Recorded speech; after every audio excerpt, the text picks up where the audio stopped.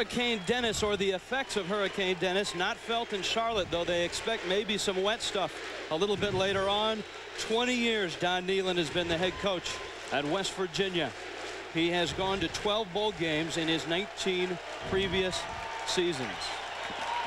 Before we start it, let's head to the sidelines. We've got another Big East quarterback, Don McPherson. Don?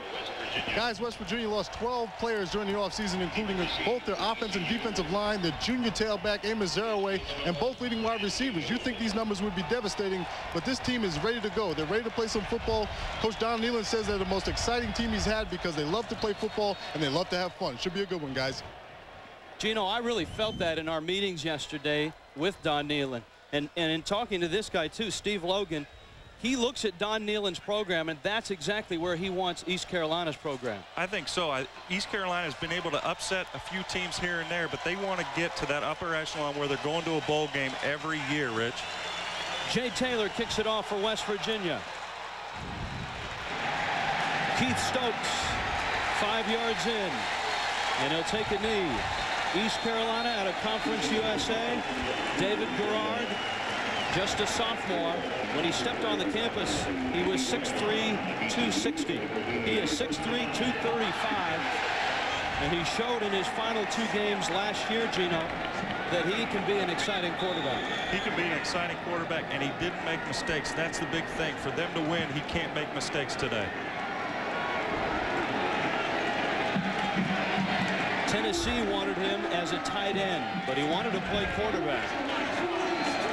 And he gets the start here. Garrard to the air, deflected, and incomplete. 2nd down and 10. Time now for our Dell lineups. We look at East Carolina. Jamie Wilson, the returning rusher, and a good one. Last year averaging 60 yards per game. It's a West Coast look, so you'll see 3, sometimes 4 receivers. Lamont Chappell, the senior last year, 36 catches and 6 touchdowns. The question marks up front. Lacewell and Jones are the only returners for East Carolina on their offensive line. Here's that option look, and here's Garrard out to the 25-yard line. It'll bring up 3rd down and 5. West Virginia's defense decimated by graduation in the NFL. None of these guys have a start, a career start. They lost greatness up front with John Thornton and Kevin Landau to the NFL. Linebackers, one guy you really want to watch is Barrett Green. All Big East pick. Don Nehlen said he's the best he's ever had at a linebacker spot. And Nate Terry comes back after an injury last year. An all Big East pick in '97. 3rd down, 5. Garrard on a draw. West Virginia, a nice series to open defensively.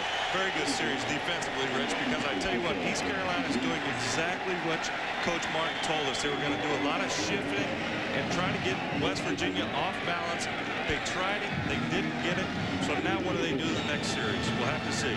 Greg Robinette, the nose tackle, made the stop. Andrew Bays to punt it away for East Carolina.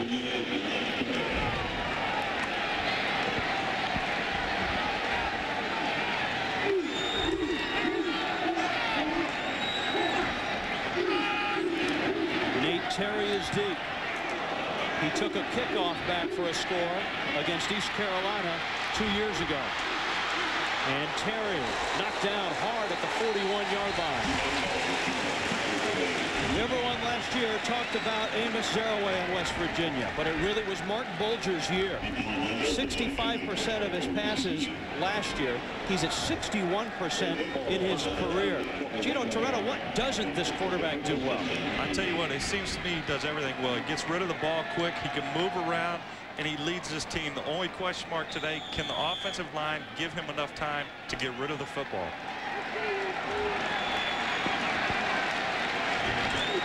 Bulger has changed his number. Last year, in fact, and throughout his career, he was number 10. His father wore number 4. As a backup quarterback at Notre Dame, Bulger has changed for his senior year. Avon Coburn to the 45-yard line.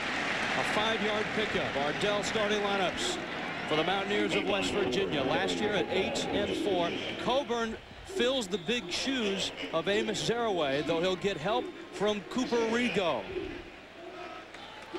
The wide receivers, the top two in school history, Sean Foreman and David Saunders, are gone, but Corey Ivy is still a guy to look for. John Conte, the man to look for in the middle.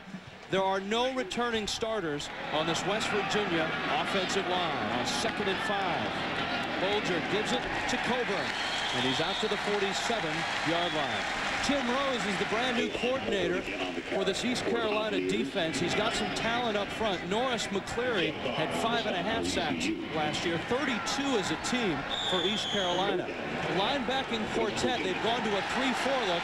Jeff Carr, that's how you pronounce it, a first-team Conference USA pick.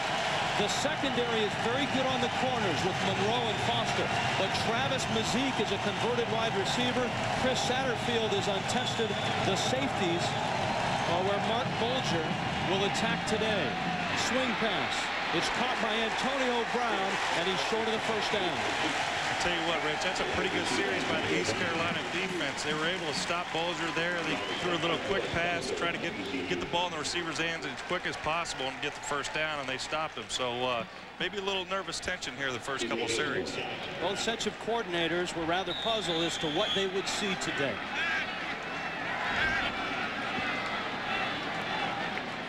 Mark Fazzolari, a freshman punter. Marcellus Harris. A good bounce for West Virginia. And it's out of bounds at the 6-yard line. 45 yards for the freshman in his first collegiate punt. We're underway and scoreless in Charlotte. New fancy stadium, same old uniforms. Browns are back. ESPN2's presentation of the AXA East-West Showdown is presented by AXA Advisors, building futures, and in part by Toyota. Every day belongs to you. Make it count. Just a gorgeous day here in Charlotte. 85 degrees. Humidity at about 55%. The wind has started to pick up. Now, Hurricane Dennis is off the coast of North Carolina, but they feel later on tonight there may be some wet stuff in store. Second drive for East Carolina. Chappell in motion. Jamie Wilson. Gain of 4. 2nd and 6.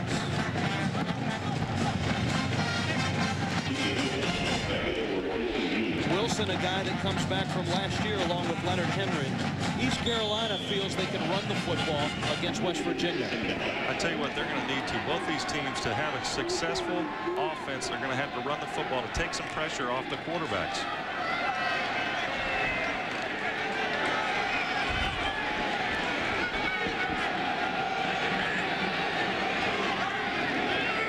On 2nd and 7.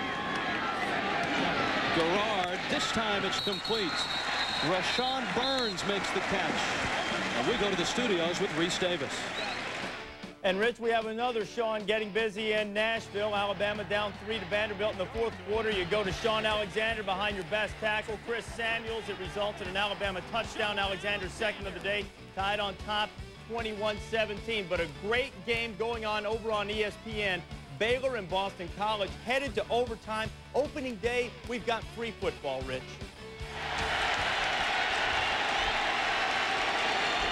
Third down and short for East Carolina. Garrard has the first down. Out to the 30-yard line.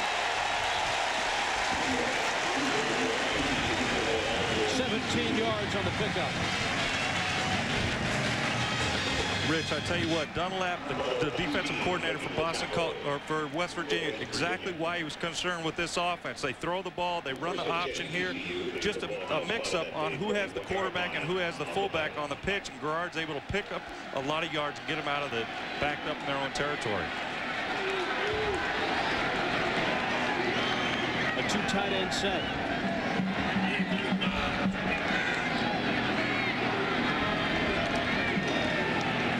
Long count, and it's Wilson who breaks loose. Jamie Wilson to the 42-yard line of West Virginia. Nate Terry made the stop. 27 yards on the carry.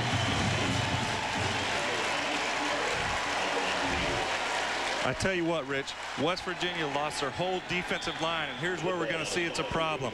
Look at the hole right there. I think I might be able to pick up a few yards running through there.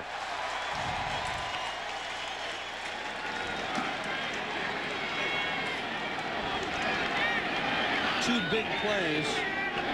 And East Carolina's on the move. Garrard. Wilson again with help. He's to the 20.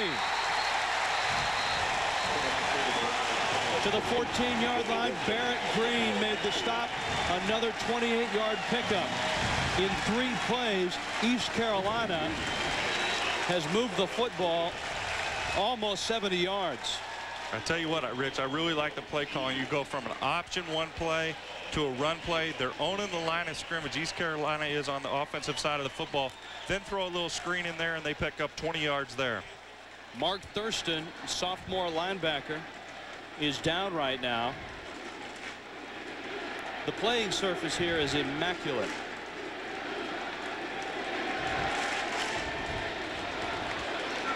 Thurston being tended to right now.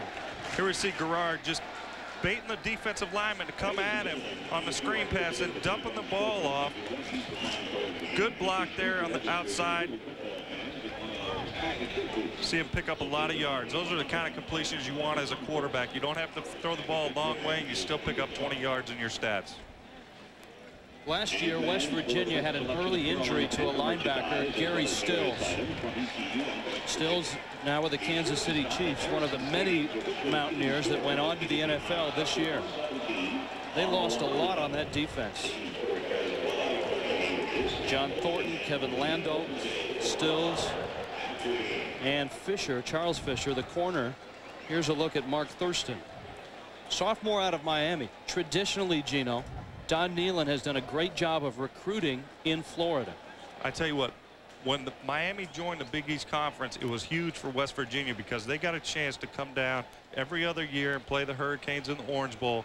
Because of that, they're able to recruit down in the South Florida area, and that to me is where the best athletes in high school football are in the South Florida area. Thurston still down. Steve Logan counseling his quarterback. When David Garrard was a junior, he's from the Durham area. He went to a football camp at East Carolina. He stepped on the campus as a high school junior at 6'3", 275. Steve Logan said, all right, you go over with the lineman. He said, no, sir, I'm a quarterback. He said, no, you're not. Go with the lineman. No, sir, I'm a quarterback. He wouldn't move. Gave him a football and said, prove it. And I think he threw it 65, 70 yards and said, you're a quarterback, son. I tell you what, that's a great story. He's worked his tail off to lose the weight and to be able to be a little bit more mobile in the pocket, be able to run the option for Logan. You know, just a great story when you see a kid have that kind of determination and have the talent to throw the football like he does. Don Nehlen hoping his defense can play a little bit better here early on. East Carolina on the move. Wilson lost the ball. Mountaineers have it.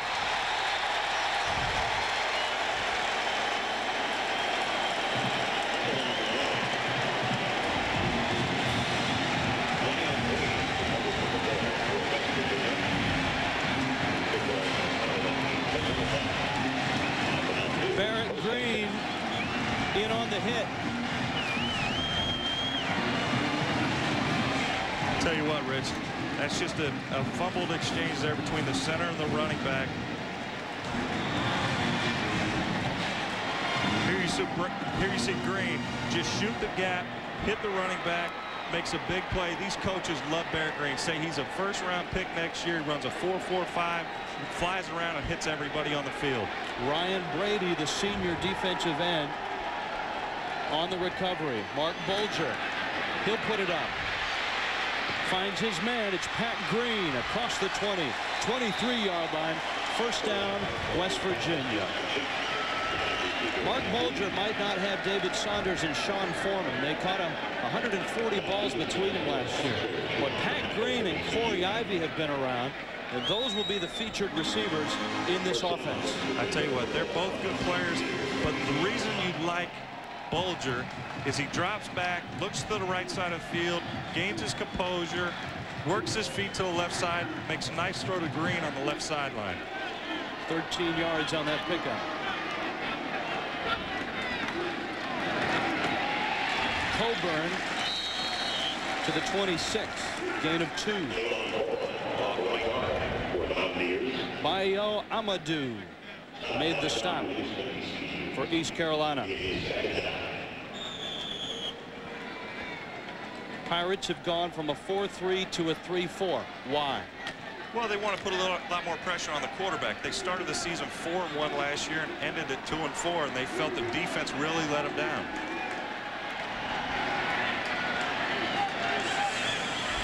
Second down and 8. Coburn with a nifty move, but he runs right into John Williamson, who makes the stop for East Carolina. No score here. Let's head to the studios. Reese Davis. Reese. Rich, Virginia, North Carolina tied at 17. George Welsh didn't make a decision on his kicker until the final days of camp. Todd Braverman from 50. Oh, it's all about good coaching. Todd Braverman coming up with a game-winning field goal as Virginia beats North Carolina 20-17. And Alabama's now pulled out from Vanderbilt a bit. Sean Alexander, his 3rd touchdown of the day on a 51-yard pass from Andrew Zach. Thanks, Reese. Mark Bulger in West Virginia. Faced with a 3rd down and 6. Over the middle. Sliding catch by Antonio Brown. First down, Mountaineers. 8 yards on the pickup.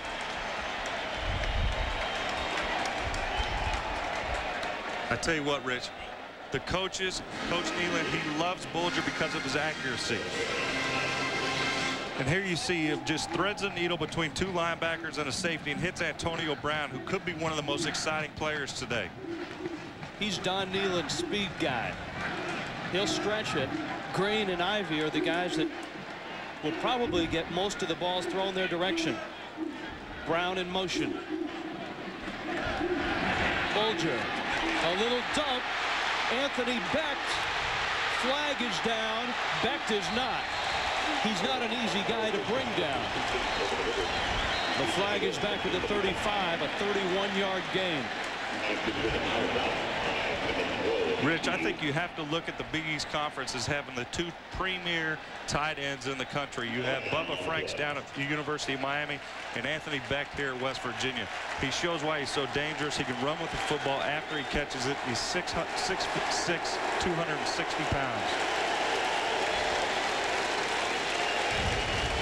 The penalty comes back. Tim Rose, the defensive coordinator, who has 18 years of coaching experience. He was a head coach at Miami of Ohio. In fact, Rose is very close friends with Dan Simrell, the offensive coordinator at West Virginia. So they know each other in more ways than one. They know their schemes, and they're good friends. Illegal shift is the call on West Virginia. This is a Conference USA officiating crew.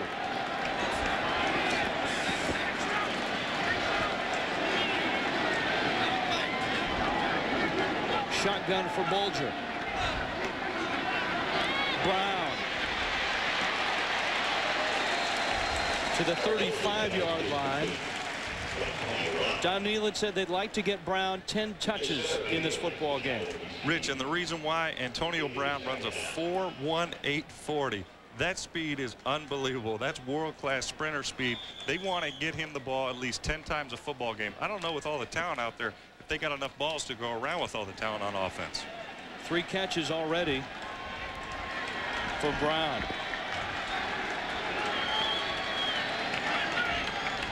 On 2nd and 10. Brown again. Forrest Foster makes the stop, but not before Brown picks up 8 yards. 3rd down and a long 2. 23 catches last year. Just the 1 touchdown. Last year, West Virginia averaged 308 yards a game through the air. I think all the press and the hype around Amos Zaraway sort of deflected the attention from Bulger in the passing attack. Well, that's what a good running game will do for your passing attack.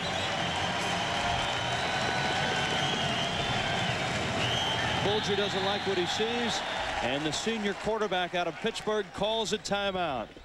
No score in Charlotte. We're back after this. Back in Charlotte, no score. East Carolina, West Virginia. Let's go to the sidelines. Don McPherson. Donnie? Guys, the early word on Mark Thurston is a bruised knee, and he should return. He should be back in the next series.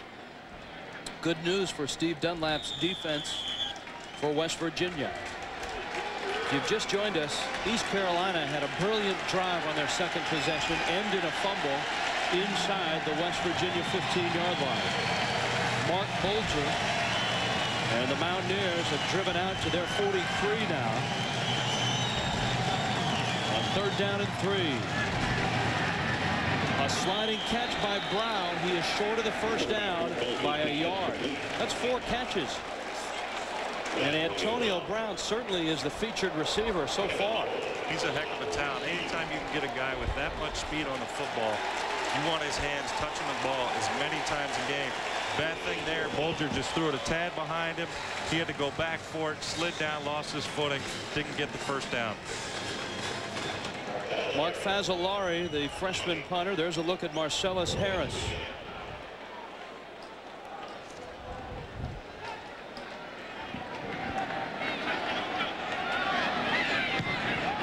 Fazzolari had a great effort his first time out. Harris with the fair catch inside the 10.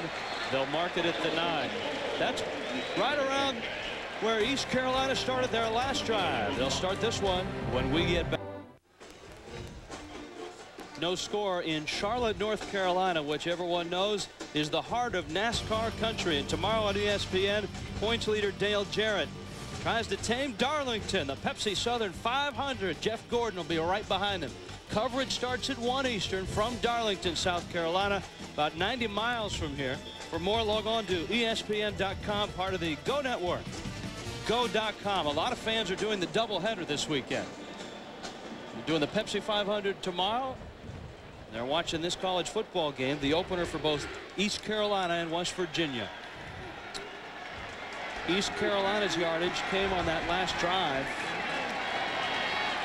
in which they marched the ball 73 yards, but then fumbled. Wilson, who was the fumbler, gets right back on the horse and holds on this time. It'll be 2nd down and about 10. Rich, you hate to see a drive like the last one. For them to be as successful, go 80 yards, they turn the football over like that. That kills a football team because now they have no momentum. They have no points to show for that drive. You know, they got to get some points when they get 80 yards on a drive like that. And they have no field position.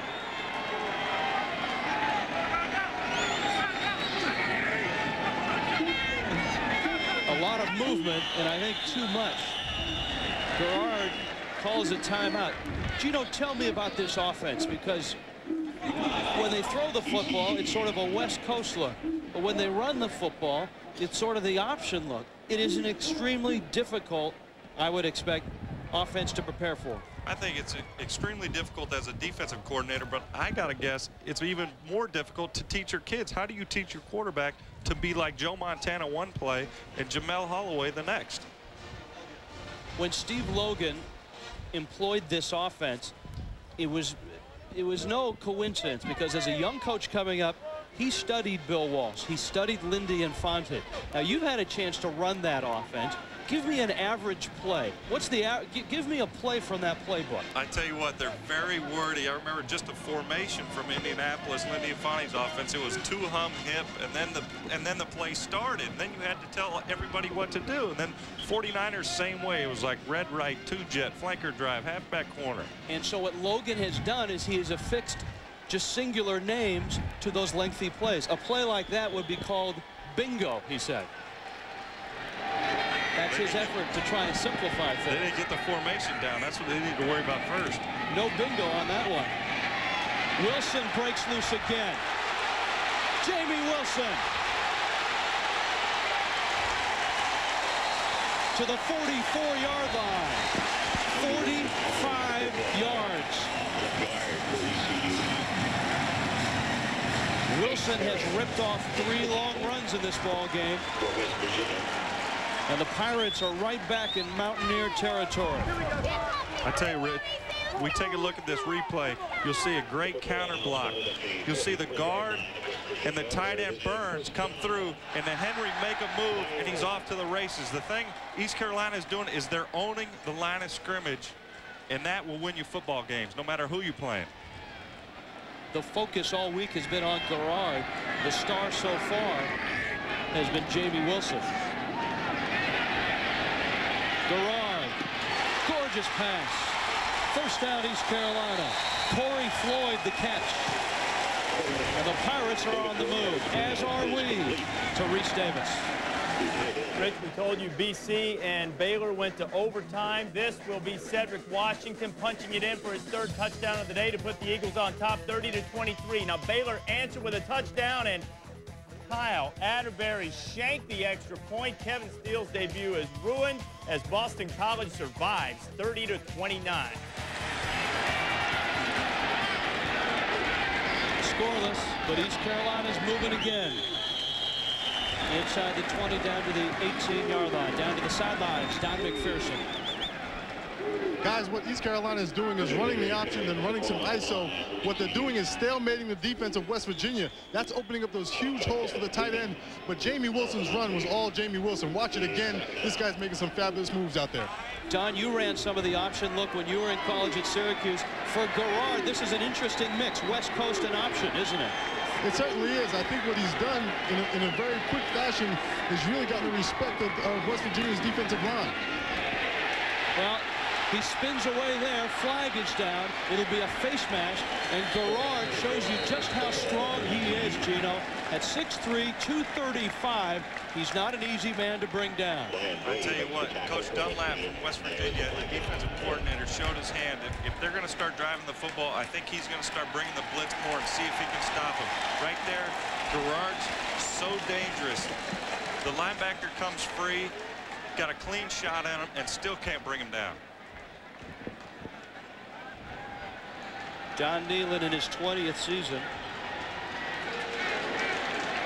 said that this year was all about having fun. He felt last year's team underachieved and didn't have a whole lot of fun. This year's bunch not in the top 25. Last year they were ranked 11th to start the season. But he feels, I think, better about this year's team than he did last year's bunch, even though they went 8-4 and went to a bowl game.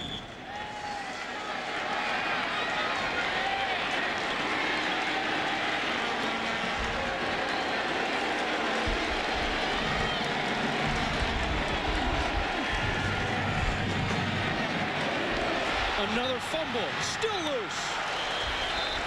East Carolina gets it back. Jamie Wilson, who lost the first fumble, recovers this one. Rich, that's so difficult. When you get inside the 20-yard line, you have to protect the football and treat it like gold. You never want to give it up. They did it the last series, and right here, it's just a bad exchange between the center and quarterback. You never know right there. It could be the quarterback. It could be the center trying to dive and take out the legs of Greg Romanette and not getting the ball back to the quarterback. Kevin Freeman with the stop. 3rd down. Garrard is stopped at the 20.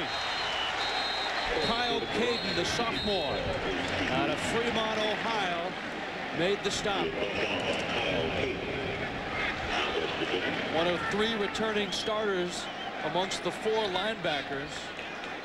Caden saw a lot of time as a freshman last year. You have to be impressed by West Virginia's defense to bend twice in a row and still stop them. Haven't given up any points at all.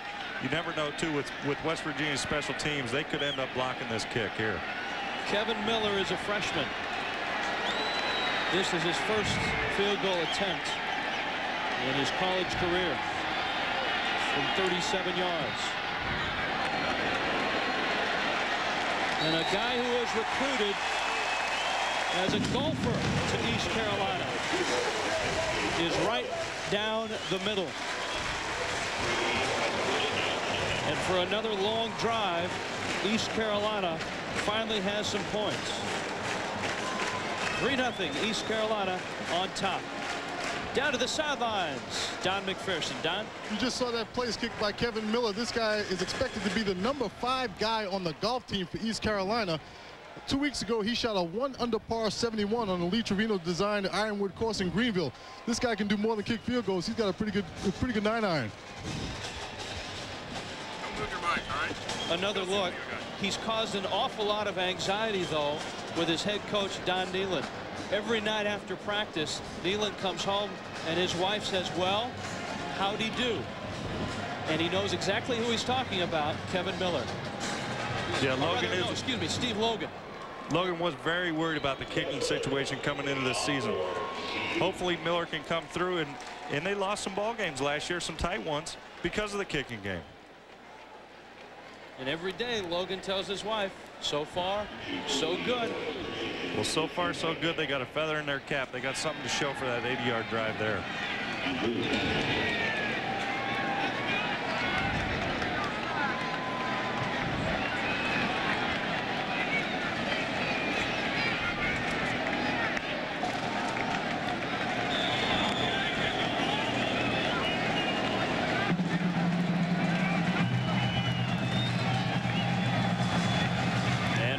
Kick it off. Nate Terry in his end zone. Down to a knee. West Virginia out to the 20. Starting Tuesday, early evening Sports Center at a new time, 6 Eastern. All the latest sports news, information, and highlights 30 minutes earlier. Set your watches, adjust your day timers. The Sports Center weekdays, 6. Beginning this Tuesday. For more, log on to ESPN.com, part of the Go Network. Erickson Stadium in Charlotte. The Panthers played here on Thursday night. It's the Mountaineers and the Pirates today.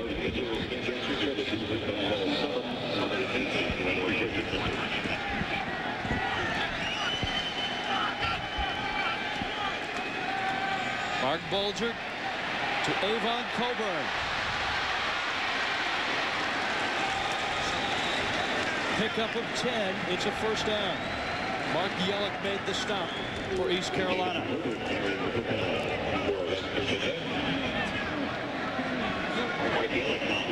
Rich, I think that last play, what it shows is Simrell, the offensive coordinator for West Virginia, when he wants to run the football and establish the line of scrimmage, he has to bring 2 tight ends. That's going to limit their offense if they can only run the formation, run the ball out of that formation. West Virginia going without a huddle right now.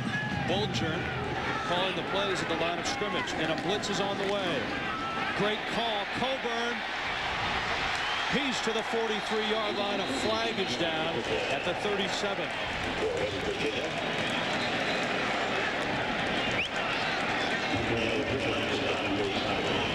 Flabina Green made the stop.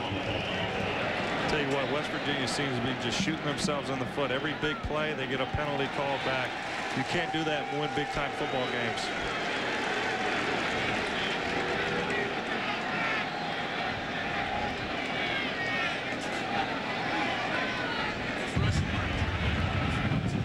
Holding for the offense. 10 yards penalty. It's part of the foul. Repeat, first down. Don Nehlen watching the clock. And again, his West Virginia team without a huddle, calling the plays at the line of scrimmage. I think he's pretty disappointed there because the holding was on one of the receivers and not one of the offensive linemen picking up the blitz.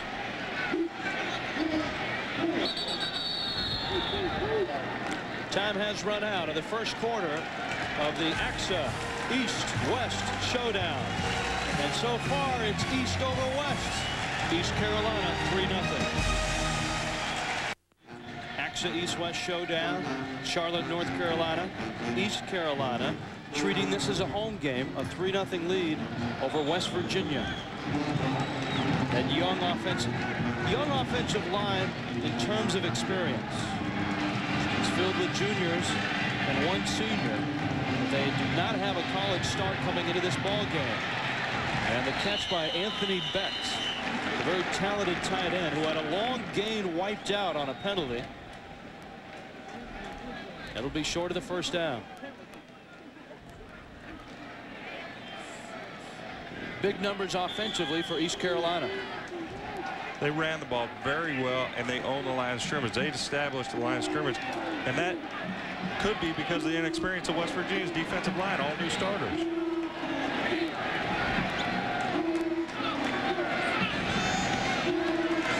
Bulger, quick throw, Becht with a catch, out to midfield, first down.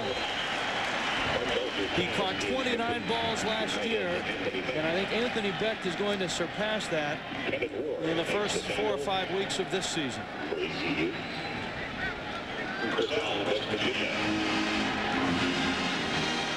Rich, watch Bulger just hold his ground, step up in the pocket, deliver a strike, and get drilled right after the play. That's why NFL scouts love this kid, and that's why his coaches, Coach Nealon, think he's the best that's ever played at West Virginia. East Carolina's fortunate they didn't draw a flag on that. Could be. Could have been close to a late hit. Bulger perfect on the day, 7 of 7, 52 yards. That, though, his longest completion. He's thrown a lot of passes like that. Brown with his 5th catch is out of bounds.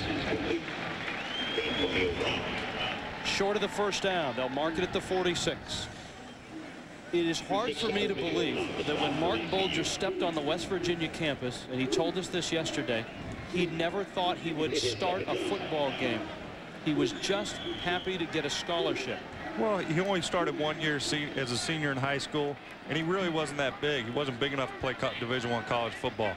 But he had all the physical ability and the skills, and thank God Coach Nealon believed in him. That's why he's playing today. And Nealon admitted that had a couple of other quarterback recruits dropped out at the last minute, he would not have had that scholarship for Bulger.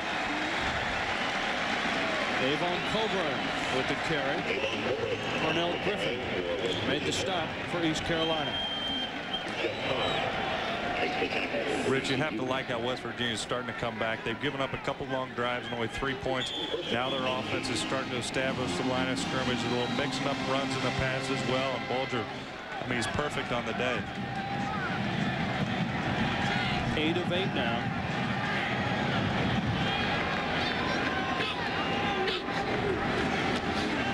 Bulger again to the air. Brown, he made the catch. First down, West Virginia. 24 yards. Bulger is now 9 of 9. All you can say is wow there. You see Bulger make the play fake and throw a strike. And look who the safety is, Mazik. They're coming over to try to get to Brown, and he can't get there. Rich, he was a wide receiver last year. I look for them the rest of the game to start trying to pick on Mazik the rest of the game.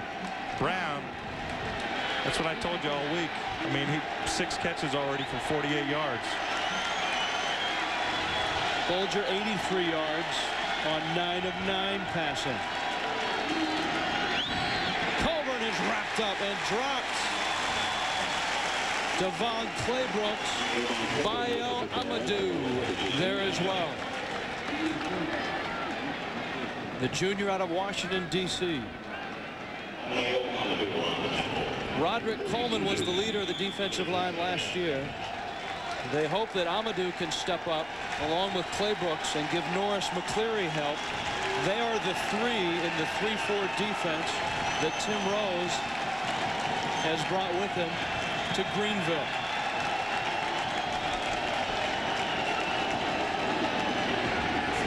Bulger caught. Corey Ivy the catch. It'll be a gain of about 7. Cornell Griffin with a hit.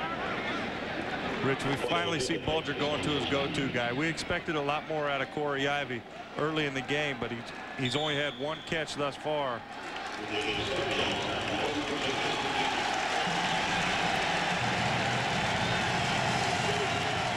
Tell you what, Bulger is just throwing strikes out there today. He's not missing today.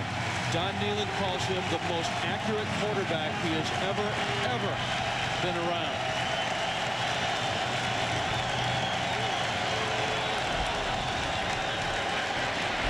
To the end zone. Flag down. Becht was held on what looked like another perfect pass. I tell you what, a great look by Bulger there. East Carolina, if you can see, they're coming up in a blitz. It's a one-on-one situation between Becht and their safety. Becht being 6'6", 265. Their safety can't be much bigger than 5'10", 5'11". You know, that's I'd go to him every time too. This call goes Don Nehlen's way.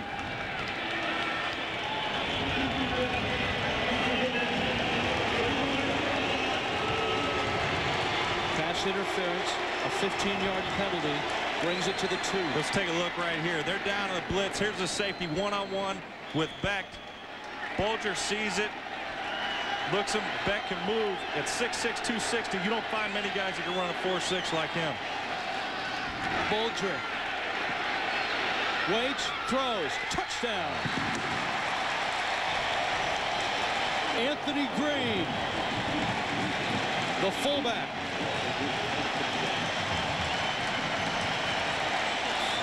That was one impressive drive by Mark Bulger. He rolls out, finds time, looks like he's going to run the football, sees Green come up late, and just delivers a strike right there for 6 points.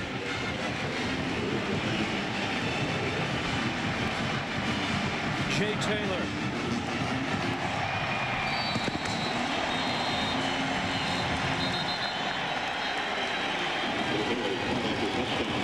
Mark Bulger last year completed 65% of his passes. He said yesterday he's shooting for 70%. Today he is 11 of 11. And this gets wet. ESPN2's presentation of the AXA East-West Showdown is brought to you by Original Coors. Expect more from an original. Original Coors. And by Lee Dungarees. Can't bust them. Welcome back to Charlotte. West Virginia has put it in the end zone. Rich Waltz, Gino Torretta, John McPherson. Scoring drive, impressive. Unbelievable. 10 plays, 80 yards. Bulger starts the game. 11 of 11. He was 6 for 6 on that drive for 60 yards. You know, these coaches told us how accurate he was, and you really kind of wonder when you're listening. They keep telling you and telling you. But this kid, to start off the game 11 of 11, is unbelievable. Steve Logan had a lot of praise for his opponent, Mark Bulger. Jay Taylor will kick it off.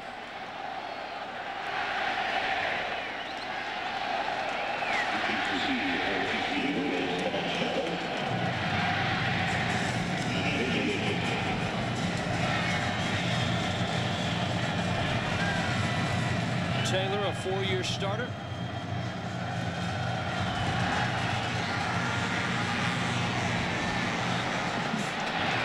Chappell stumbles, and he's down at the 21-yard line. This is a gorgeous facility, one of the top spots in the NFL. This stadium is the model for a lot of NFL teams that are building stadiums.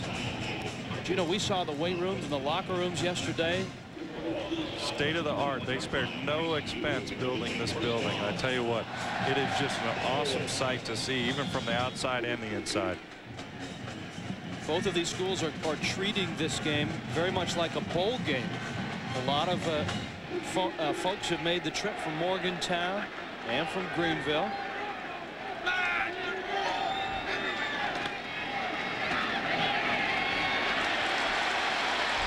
This is Leonard Henry across the 40 out to the 42-yard line. Every week we're going backstage with Donnie Max. Backstage pass. Mr. Don McPherson, where are you in this building, Donnie? Gino, you mentioned this place being a state-of-the-art facility. When Erickson Stadium was built in 1996, one of the goals was to give you everything at home, or everything at the stadium that you have at home. And one of those things is this scoreboard control room. Kyle Ritchie and his 30-person staff man this room that gives the stadium video screens and message boards, in-house TVs, some 600 in-house TVs, and the PA and music sound system. This place has everything except coolers by the chair. Richard Alston in at quarterback, and Alston scrambles. And this is the kid that Steve Logan told us about. He said, I really like David Garrard. I think he's going to be a great football player. But Richard Alston is a guy you're going to see on a series, and make sure you watch him. Logan has told us all week about him, and I think he showed here on this replay exactly why he's so good. Look at that, just being able to bide some time, not throwing the ball away. That from the scoreboard here at Erickson Stadium. They have everything you would want. 9-yard pickup from Alston. Second down. And Alston to the 47-yard line.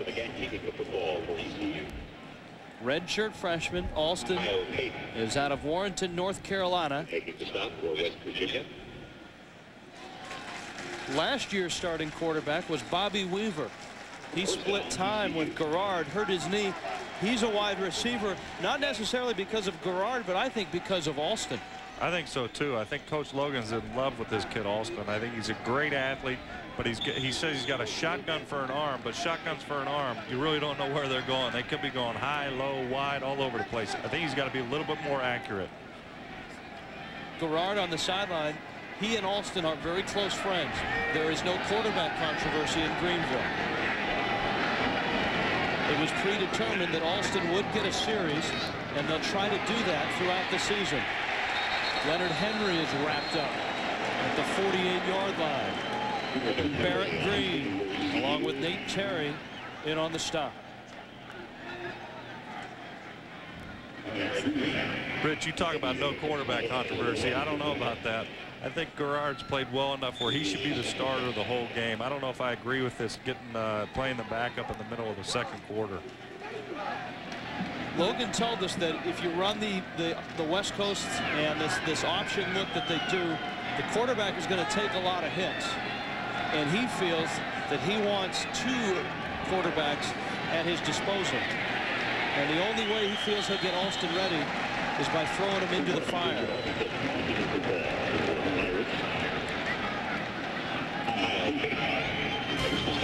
More college football tonight on ESPN2. Wyoming in Knoxville to take on number 3 Tennessee, and then Lou Holtz in South Carolina against North Carolina State. That's on ESPN at 7:30 Eastern. That's tonight's. For more, log on to ESPN.com, part of the Go Network. Go.com. Third down, 9. Alston. Here's the shotgun. Bang. Caught. My goodness. Arnie Powell survived that strike from Richard Alston. Tell you what, before Logan's career is over, he may put a few holes in some people's chests with a rocket arm like that. Here you see him step up into the pocket. Nice little crossing route by Powell. He drills it in there. See, that's not really an accurate throw, though, Rich. It's low, and Powell makes a great play on it. His first career pass is complete. And the redshirt freshman has him on the move.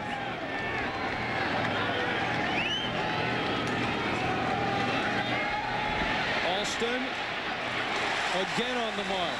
A tumbling catch by Jamie Wilson.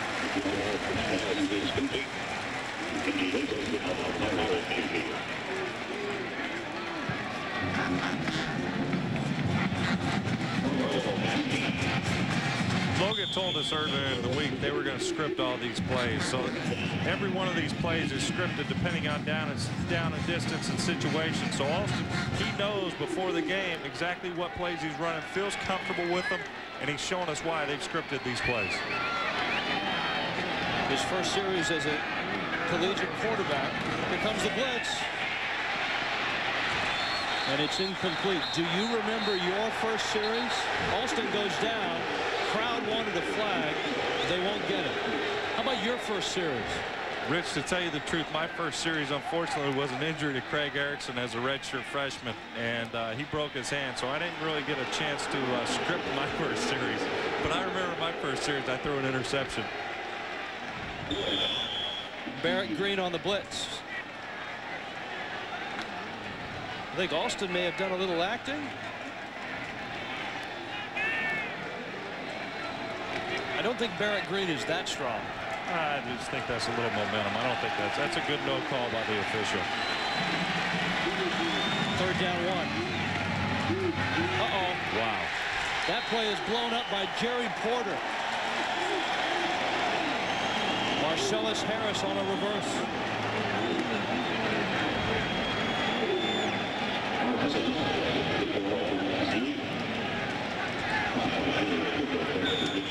Here you see him line up. Porter will come over here from the left side of the field and just run down Marcellus Harris. That's a great play by the defender right there. Kevin Miller, who hit earlier from 37 yards, 42 yards. He's in the fairway again. Right down the middle. Nice little draw. 42 yards. West Virginia up by a point.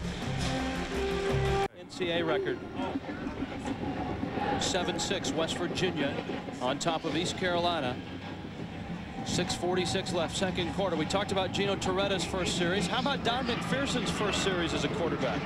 Hey, listen, I know exactly what Richard Alston is going through. My first start was against West Virginia, and I saw the same thing he saw, all 11 men at the line of scrimmage. That's what they're going to do with a young quarterback. This is an aggressive defense. So wait a minute, how did the first series go, though? Did you put it in the end zone? Let's hear the results, Donnie Mac. You know, I tried to leave that part out. I mean, it was my first start and my last for that season. I told you I threw an interception in the first series. I just got beat up a whole bunch.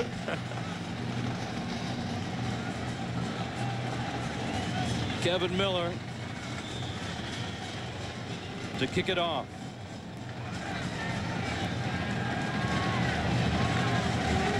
Lewis Daniels and Nate Terry deep. Terry from the 8. Out to the 30. Good field position for West Virginia. And now we revisit Mark Bolger, a guy that has come out and gone 11 of 11. He is one short of a West Virginia school record for consecutive completions. It's been very impressive. He has rolled out. He's moved his feet well. He's broke contain, got out of the pocket. He stood in the pocket, accepted pressure, still delivered strikes. This kid has shown he can throw the ball any way you want. Oliver Luck and Chad Johnston share the record for West Virginia.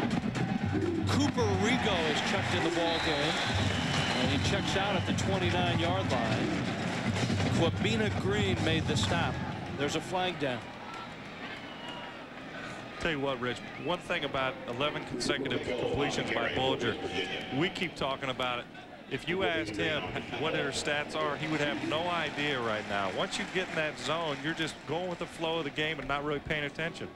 For a guy that never thought he would start a game in college, who was turned into a 3-year performer for Don Nehlen, he is a very quiet but confident kid. He's not outspoken, but he's very confident in his abilities, not only as a quarterback, but also as a leader. And I think that's the reason the rest of the football team believes in him. And I think anytime you have a guy that has 24 starts, I mean, in college football, you may get 12 to 15 starts by the end of your career. He has 24 going into his senior season. On the offense, 10-yard penalty, previous spot enforcement, repeat, first down.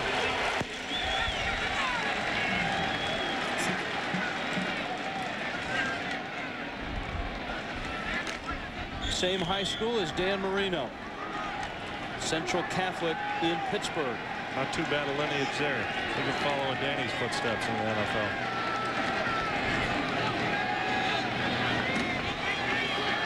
Bolger, quick throw. Corey Ivy makes the catch. That's 12 consecutive completions. It ties a West Virginia record.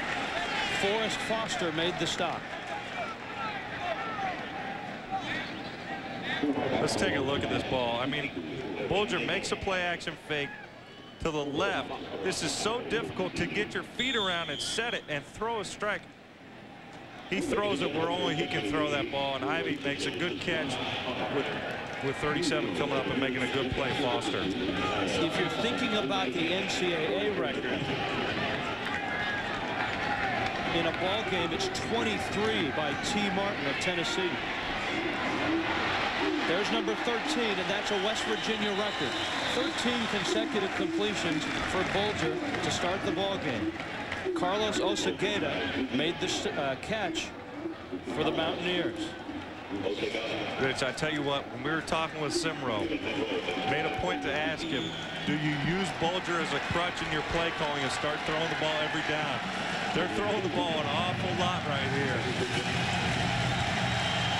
103 yards through the air on the 13 consecutive completions.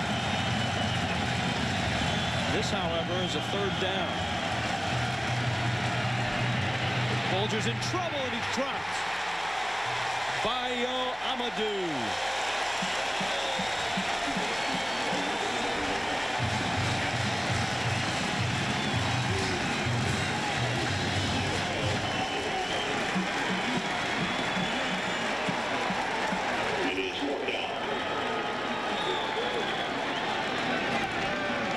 And on 4th and 21, freshman punter Mark Fazzolari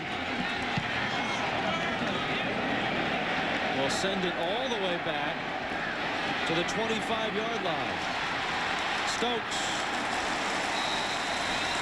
out to the 39-yard line. 56 yards for the young freshman. A 1-point West Virginia lead. Pretty good football game here in Charlotte. West Virginia 7-6 on top. David Garrard is back in, so Richard Alston gets his allotted 1 series, plays well. Garrard, who has looked good, is right back in and going deep with a man open.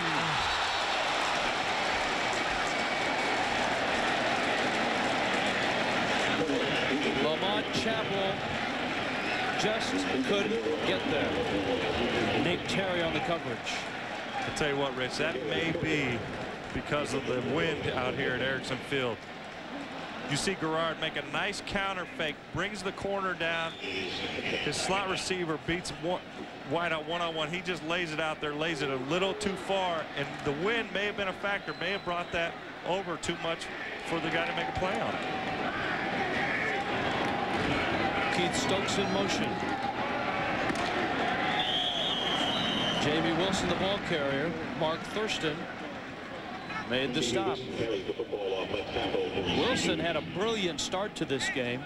He had 80 yards on his first 5 carries. West Virginia. 82 yards now. The Pirates had 2 long drives that resulted in only 3 points. They lost a fumble inside the West Virginia 15.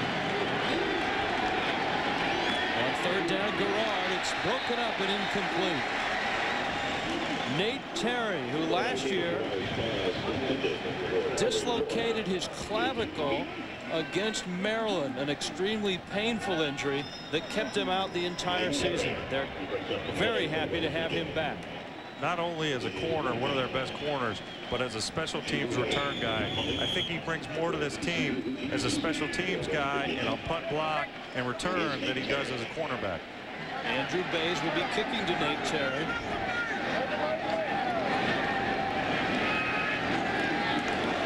And here come the Mountaineers. They got close. Good punt by Bays. Terry will decoy, and the football will end up in the end zone. A touchback.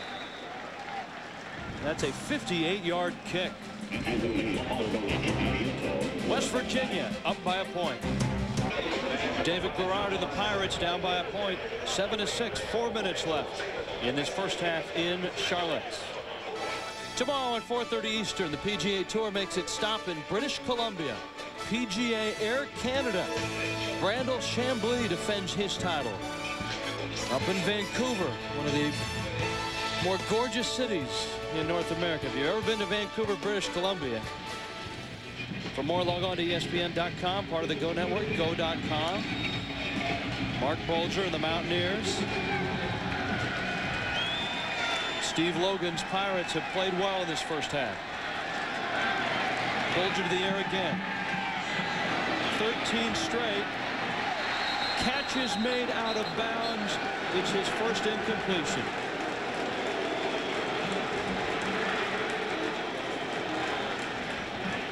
It would figure that his first incompletion would still be caught and would still be accurate.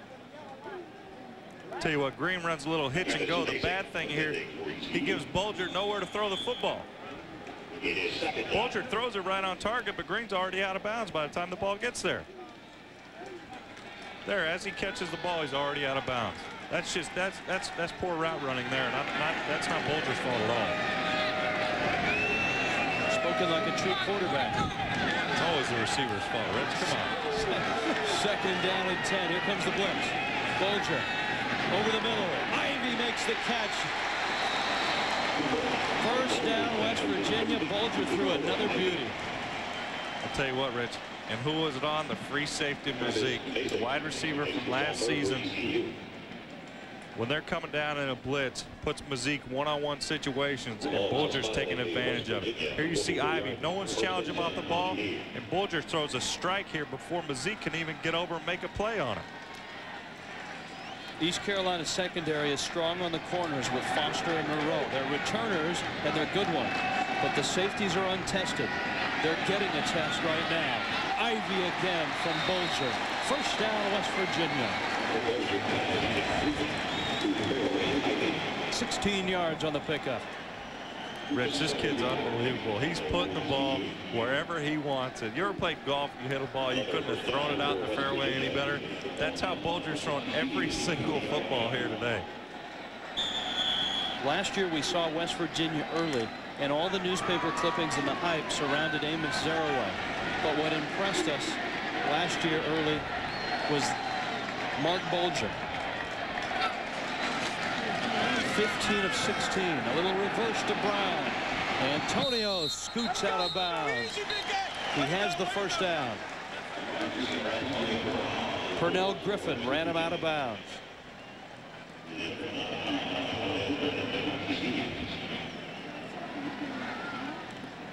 What West Virginia's doing is just using speed. This is what the Miami teams did in the 80s when I was there. Speed kills. Antonio Brown was a 4.8 40. He's by far the fastest man on the field. They're just putting the ball in his hands and letting him make some plays with it. He has 5 catches, 6 catches. He's almost at his 10-touch limit. And we're not even in the first half. Bulger still has it.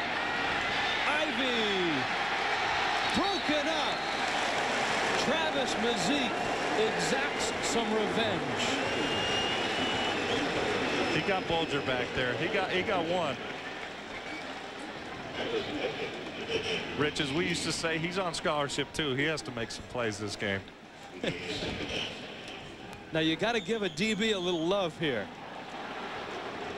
Bulger faking 2 reverses, and I think the pressure, he couldn't get the ball out there far enough because Mazik was beat. He was beat bad. Ivy was behind him. I think that was just dropped. Might have been. 2nd and 10. This one floats and it's intercepted. Picked off by Kevin Monroe. Down to the 3-yard line. Bulger finally misfires. And East Carolina's defense comes up with a big play.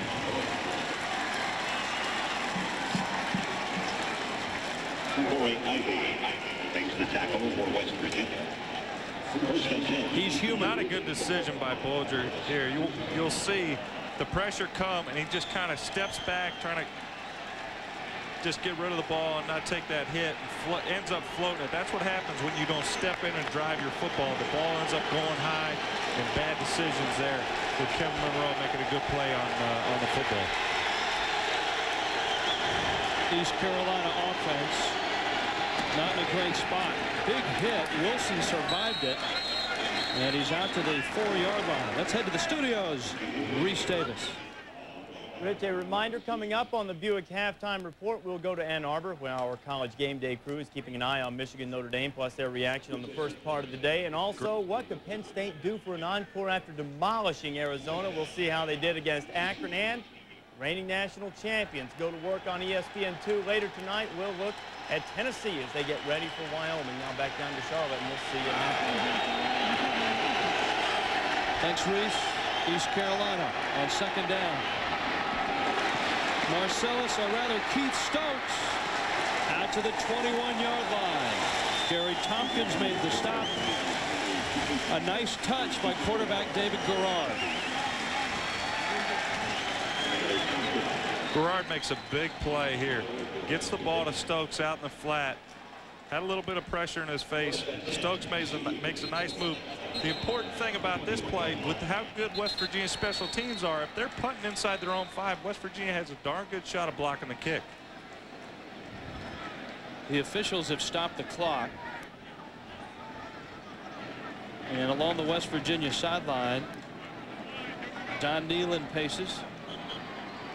Do they go with the 2-minute drill here? Looks like it.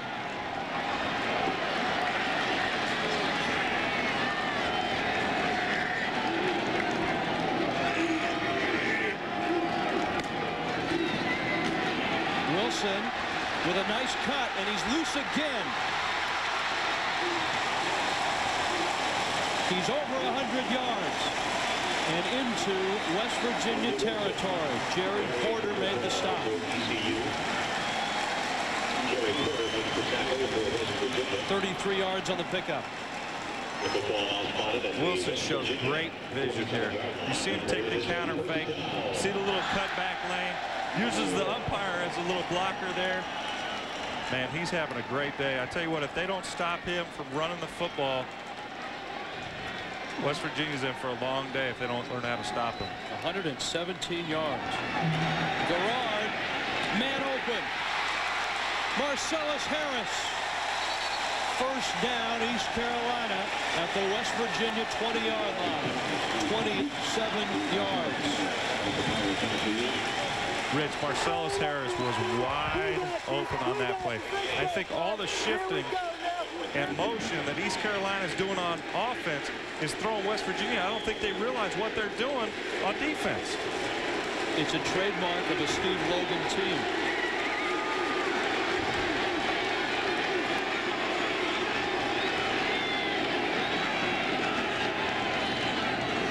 Blitz coming. Garrard is hit. His receiver is tripped. Flag down.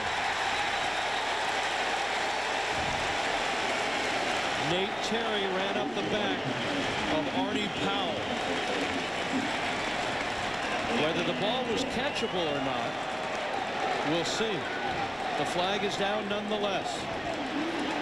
One thing Doug Martin said when we talked to him earlier in the week, when we get in the red zone, we're going to take our shots at the end zone. That's what he felt he had to do against his West Virginia defense to beat them. And it shows right there. They're in the 20 in the red zone. Wow, Logan's going nuts there. I don't know if you can call that off just because it's an uncatchable ball.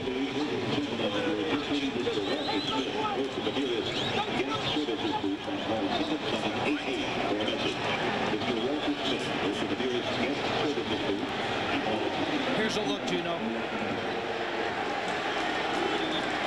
Garrard's getting a little pressure up the middle. He throws it. I say it's pass interference. I do as well. I think you have to call that inside the 20.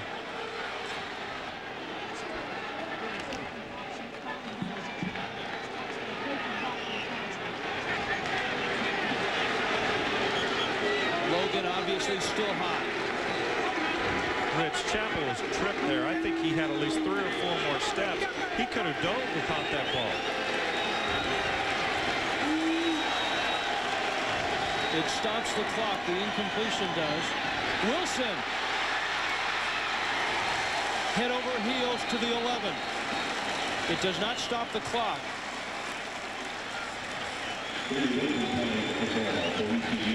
East Carolina has 2 timeouts left. Here's another look at that close call. Here you see pressure up the middle. Garrard gets hit as he throws the football, leading Chappell right to the middle. I think he's got a couple extra steps. That's pass interference. Garrard keeps it, has the first down, and more. The ball came out after he was down. First down, East Carolina. They stopped the clocks to move the chains. Here's why this offense is so dangerous. You see an option coming right down the line of scrimmage. Garrard decides to keep it. He knows all he needs to get is 1 yard to get the first down. Ends up picking 4 or 5 up. Let's go down to the sidelines. Don McPherson. Don. There was no call on the penalty on the flag that went thrown because they said the ball was not catchable. There was some question on as well as Garrard does not get in. Remember, Garrard was hit as he threw the ball, and it almost looked as if the ball was tipped. Well, if the ball is tipped, then it is a no call. Right, but the clarification by Don was uncatchable, and that's what sent Steve Logan into orbit. Timeout, East Carolina. They're on the doorstep with 16 seconds left in this first half.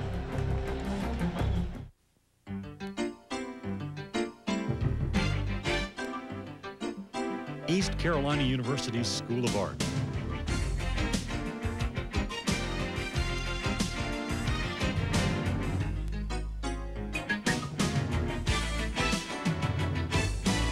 Creating something new every day for 90 years.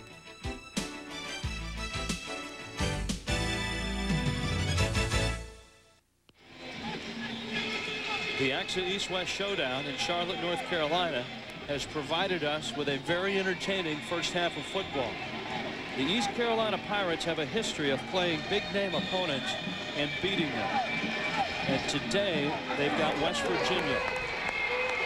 The Pirates have driven to the West Virginia 1. 1 timeout left, 2nd and goal. Final seconds, first half. Our Buick halftime report with Reese Davis. Coming up, Garrard is hit, stays on his feet, he is in. Touchdown, East Carolina.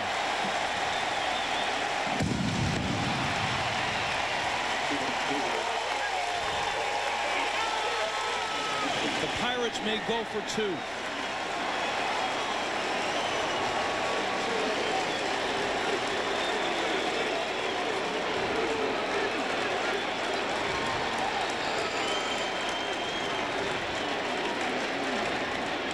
Doug Martin, the offensive coordinator for East Carolina, the man with the headset and the hat. Let's see what he calls on the 2-point conversion. Garrard dropped. Mark Thurston made the stop on David Garrard. 13 seconds left in this first half. Rich, you really got to like the kind of game plan Martin's calling. He's mixing up the run. He's mixing in the option. Here you see Garrard, just a lot of determination to get in the end zone. There he's hit with a 1-yard loss, just powers in. That's what losing 280 to 230 will do for you. Logan is still discussing the non-call on what he thought was a pass interference. It was ruled an uncatchable ball. I tend to agree with him. Regardless, David Garrard, as you said, 6'3", 235, and very, very strong. And a nice block from Jamie Wilson to get him in. And he's running over Barry Green, their best defender on the play. 9 plays, 98 yards. And that shows some moxie, Gino, because they had the football near their own goal line, obviously with the length of drive, and 2.5 minutes left to go in the half. And rather than just try to run clock, East Carolina took it length of the field. Well, I think it goes back to the first completion to Stokes. If they don't get that completion on 2nd and long, I believe then they're trying to run up the clock and maybe get rid of the ball on a punt. Well, with that completion, it allows them to start running a hurry-up offense. They rip off a couple big plays. you know, and they show what they can do. There's 7 points right there. I think Martin's calling a heck of a game right now. The Buick halftime report coming up quickly.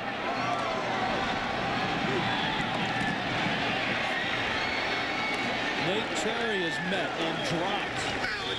Anthony Adams on the special teams. Anthony Adams makes the tackle for ECU. Garrard is just a sophomore, but East Carolina feels like he's a junior or a senior. He made 7 starts last year. As a freshman, to get the experience that he did last year, quarterbacks only get better and better with time. Just as Coach Nealon said how much better of a coach he is now, Garrard will get better and better every year. Bolger gives it to Avon Coburn, and he's outside. Time will expire. This first half of the AXA East-West Showdown was a good one. East Carolina on top of West Virginia. Is this another East Carolina upset? It's halftime. Bring on Reese Davis. Reese. Well, Rich, the Pirates never back down from anybody. We've seen that over history, and they're on top of West Virginia. And, Coach, a razor-sharp performance early on from Mark Bulger, and East Carolina's been able to answer that with Jamie Wilson's running. Well, Jamie Wilson has been the difference for East Carolina. We've watched West Virginia many games, and they always start slowly. Why? I'm not sure anyone knows, but they don't air it out. They don't go for big plays. They're very conservative. They've always played to their defense early in the game. It has them in trouble here because East Carolina is going for the big plays and has captured the lead. And they've been able to run. West Virginia losing a lot on both sides of the lines of scrimmage. Still to come here on the Buick halftime report. 12-7, East Carolina on top of West Virginia. The AXA East-West Showdown back in Charlotte, North Carolina. Rich Waltz, Gino Torretta. Some say East Carolina is the best team you've never heard about. They have a program that hasn't made a lot of national headlines. They didn't play like that in the first half. They played like a very, very good football team. They own the line of scrimmage on the offensive side of the ball. Wilson, the rusher, I mean, they're playing exceptionally well on the offensive side of the ball, and West Virginia not doing what they wanted to. Bulger is throwing the ball well, but they're not running the football, and until they run the football, they can't win this ball game. David Garrard has had a very good first half, and certainly if you're an East Carolina fan, you have to be happy with a halftime lead. At halftime, I'm sure Don Nealon with an opportunity with his coordinators to try and regroup, to try and slow down this East Carolina offense.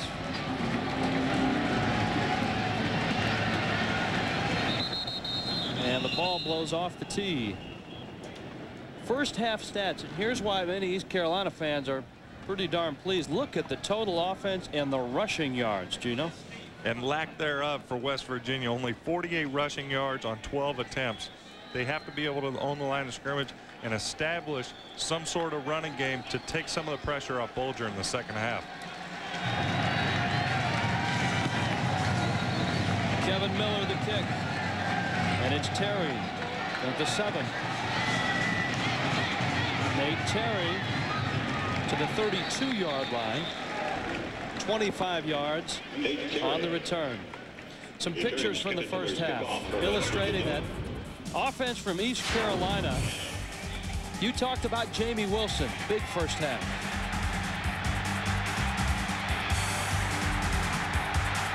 Huge first half by Wilson, all brought about by the offensive line going out and attacking the West Virginia defense. Wilson had 128 yards. Garrard scored on that touchdown, and here's Mark Bulger. Very accurate, very effective. 15 of 18. That touchdown pass to Anthony Green, the lone scorer for West Virginia.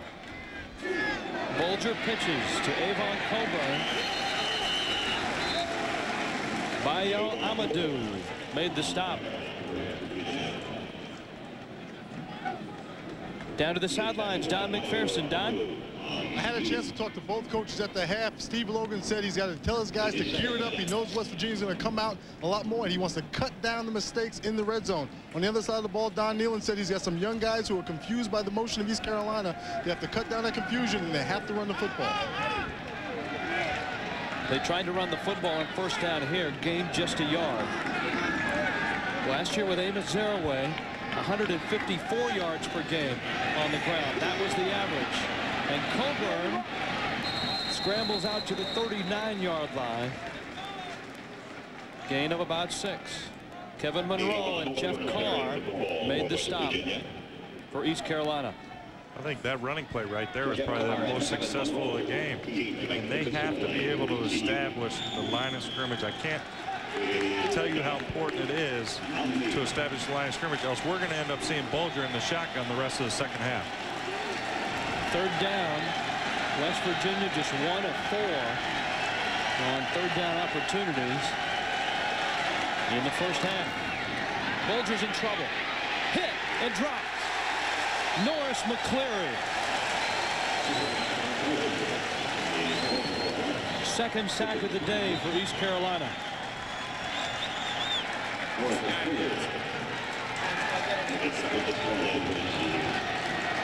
Watch Bulger. He'll make a counter fake. Brown is responsible to block Carr, but Carr came down before Brown could come down and get at least a hand on him for Bulger to get outside. That's the reason for the sack there. Fazzolari's kick. Marcellus Harris trying to tell his teammates to get out of the way. And East Carolina will have pretty good field position. 37 yards on the punt for Fazzolari, who averaged 48 yards a kick in the first half. Bulger on the headphones to Dan Simrell, the offensive coordinator. There's a look at Simrell, 5th year as the offensive coordinator, former quarterback and head coach at Toledo.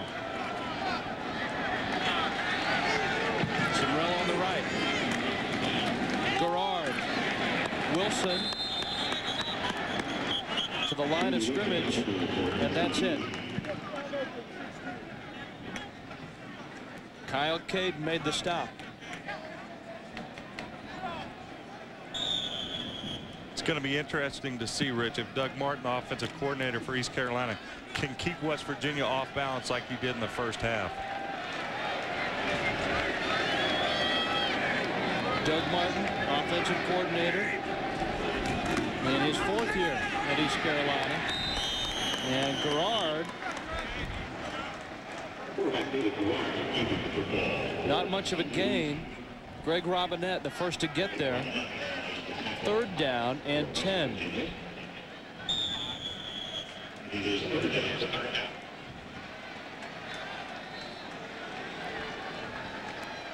East Carolina did not face that many 3rd down and longs in the first half. And that's why they were successful. Anytime you don't want to be in a situation where you're 3rd and 5 or more, because the majority of the time you're not going to pick it up.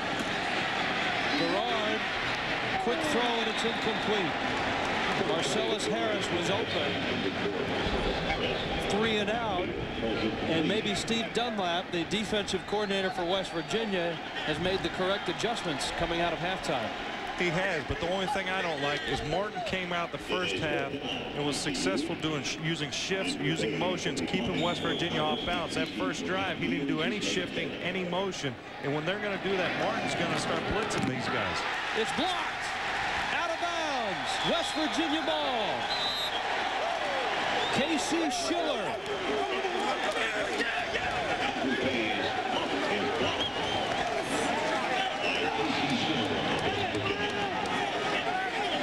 There's 3 phases of a football game, Rich. There's offense, there's defense, and there's special teams. And special teams for West Virginia the last few years have been such a big part of why they've been successful.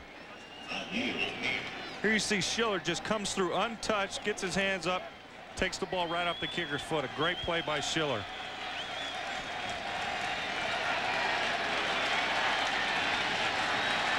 And the Mountaineers are in business.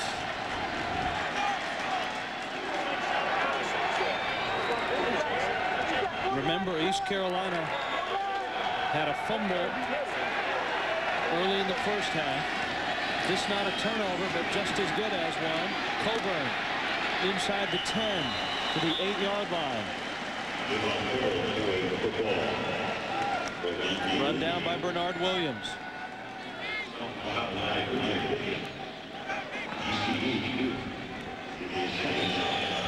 Rich, look for inside the 10-yard line. Anytime you have a tight end like Beck, That's 6'6", 260. There's going to be a mismatch. Look for them. They could be throwing the ball to him in the next couple downs. Coburn again. Hit hard. Jeff Carr, the first-team Conference USA pick. Signed by Jeff Carr. Third down. It is third down. And about 4. And the folks from Greenville try to make some noise in Charlotte. Coburn. Close, but not enough.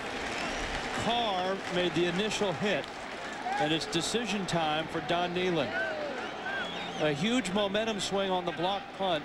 Potentially another one here if you go for it and don't make it. And Don Nehlen's going to take the 3 points. The only thing I don't like about that series of downs, you get the ball inside the 20-yard line. Mark Bulger's your leader. The kid's thrown for over 6,000 yards and 48 touchdowns. Throw the football. At least give him 2 chances out of the 3 to score for you. Taylor, accurate. And the senior from 22 yards out gives Don Nehlen's point 3 more points. 12-10, East Carolina up by a couple. ESPN2's presentation of the AXA East-West Showdown is brought to you by 10-10-321. Now just 8 cents a minute for calls over 10 minutes. And by EverStart Battery. All the cold cranking power your truck, car, boat, or mower will ever need. Available at Walmart. That's an angry-looking Panther on the outside of Erickson Stadium. We've got Mountaineers and Pirates inside. The AXA East-West Showdown. West Virginia with the field goal. I'm surrounded by quarterbacks here in Charlotte. Jay Taylor. Keith Stokes from his goal line. And Stokes to the outside. A good return. He's out to the 38-yard line. Perlo Bastine made the stop.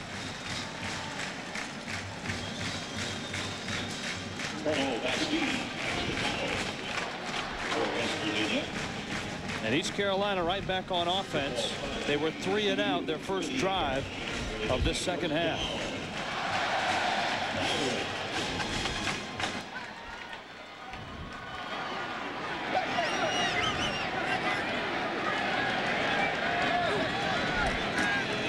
David Garrard's over the middle, and it's incomplete. Barrett Green got a hand on it, intended for Rashawn Burns.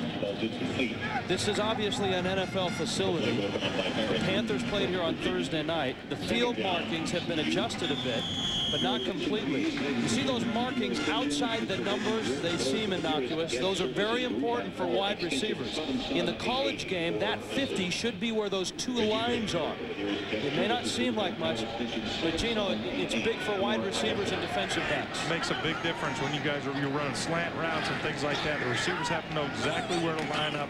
That's why they put the markings on the field to show where the college numbers are. Jamie Wilson out to the 40-yard line. All of a sudden, East Carolina cannot run the football. How come? Well, West Virginia, Coach Dunlap did a good job of adjusting at halftime. And I think that also goes to show Martin's not mixing it up again just like he did in the first half with motion, shifting, and things like that. I think he has to go back to that to be successful. Doug Martin, the offensive coordinator for East Carolina. Shotgun look for Garrard. Blitz coming for West Virginia. And Garrard's got a lot of room. First down and more. Look at him go.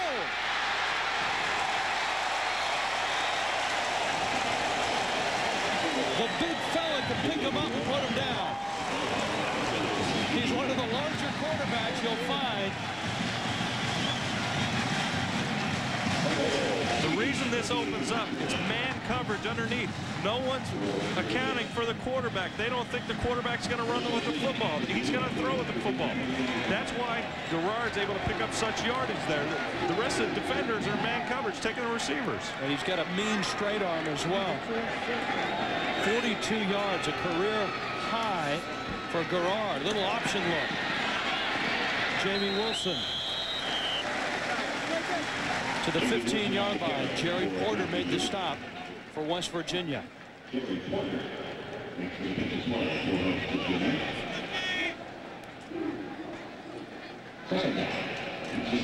That's what being able to run with the football as a quarterback, why it makes it so dangerous. When you run man underneath coverage like West Virginia did on that play, no one's accounting for the quarterback. No one's covering him. Again, it's Wilson to the 10-yard line.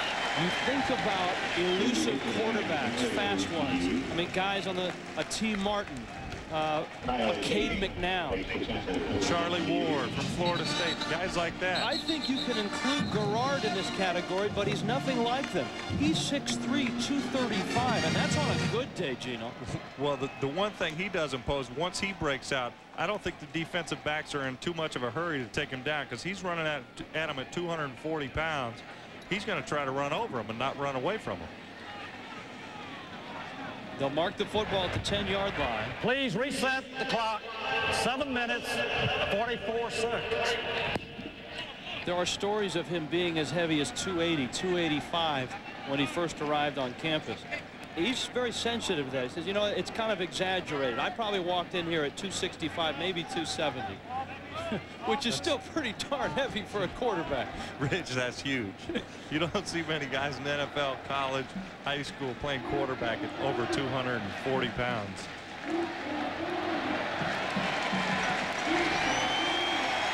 First down, East Carolina.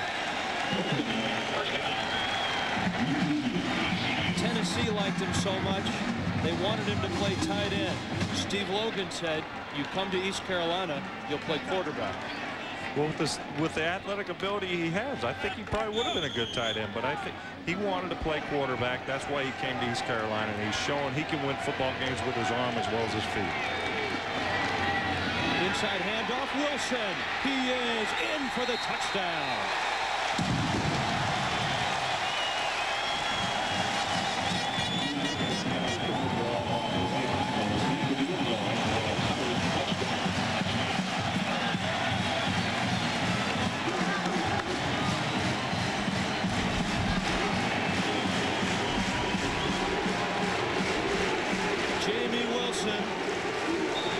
Makes it 18-10.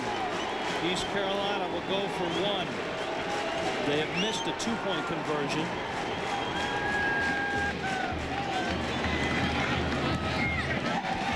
And the kick is good. Kevin Miller sends it through. Jamie Wilson is Wilson's getting all the credit, but the offensive line for East Carolina is just owning the West Virginia defense. East Carolina with a 19-10 lead over West Virginia. 7:21 left in this third quarter. Antonio Brown bringing the kickoff out to the 40-yard line, so it's good field position for West Virginia. Mark Bolger was 15 of 18 in the first half. Setting up a screen and throwing it away.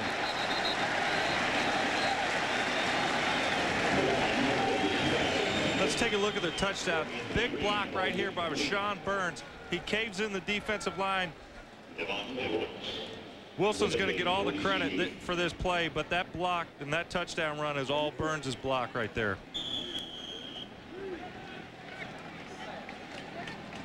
Second down, West Virginia.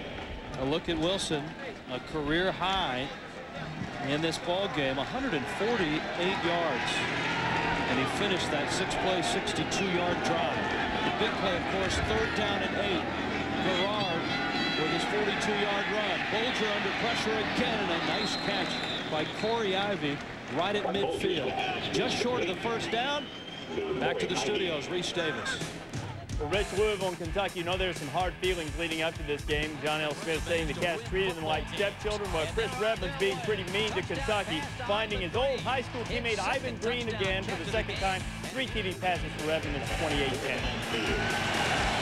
Reese, not a bad day for Conference USA with Louisville on top, and here East Carolina is beating West Virginia out of the Big East.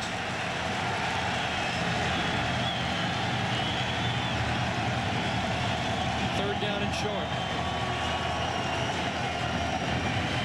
Bulger to Becht, makes the catch, has the first down. Kevin Monroe made the stop. You like Anthony Becht. I think if you were out there, you'd probably throw about half your passes to Becht. You talked about him all week. I think I'd throw to Becht and Antonio Brown. I'd throw to the fastest guy on the team and the biggest guy on the team, and that's Becht and Antonio Brown. 6'6", 265 pounds, runs a 4.65 40. Phenomenal. Into East Carolina territory. Bulger the sidelines. Complete to Corey Ivy. Bulger went down and he may be hurt. As he released the ball, he was hit low. To Corey Ivy. Kevin Monroe again makes the defensive play. It's a scary looking hit, Rich. You never like to see that in college football or any football. When a guy takes a hit in the knee, he had his foot planted to throw the football. Hope it's not serious. Hope he can come back in the game. Brad Lewis, the sophomore, loosening up. Another look similar to the hit that Trent Green of the Rams took the other night. Devon Claybrooks, it was not a late hit.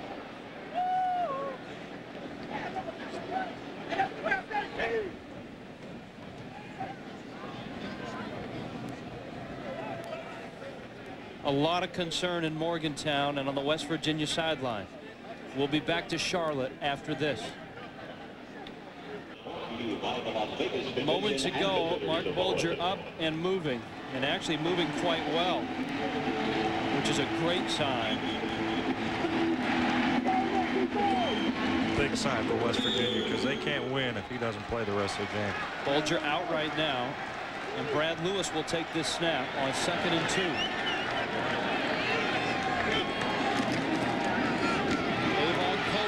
Bouncing outside, has the first down to the 32-yard line. It's a question you always ask an offensive coordinator, a head coach, during the week, and we asked it yesterday, Gino, to Dan Simrell and Steve Dunlap. What would happen if something happened to Mark Bulger? And before we got the question out of our mouths, they both said, "Oh no."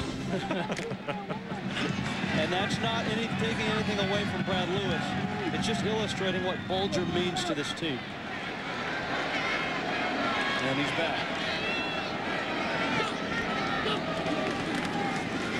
Coburn cuts back to the 22-yard line. All of a sudden, West Virginia showing signs of moving the football on the ground. Down to the sidelines, Don McPherson. Guys, the injury to Bulger was just a twist of the knee, a slight twist of the knee. He's fine. As you can see, he's back on the field, just shaking up just a little bit. Huge sigh of relief in Morgantown. You got that right.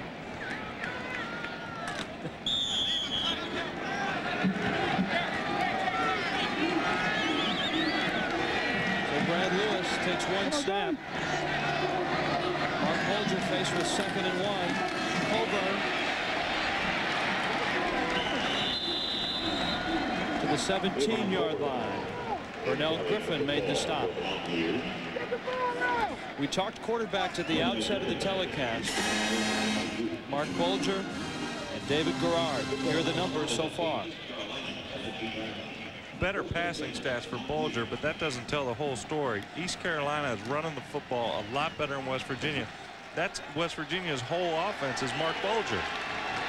And remember, Garrard had that big 42-yard run on the last touchdown drive. Bulger, a swing pass. Brown to the 5, and he's knocked out of bounds by Forrest Foster.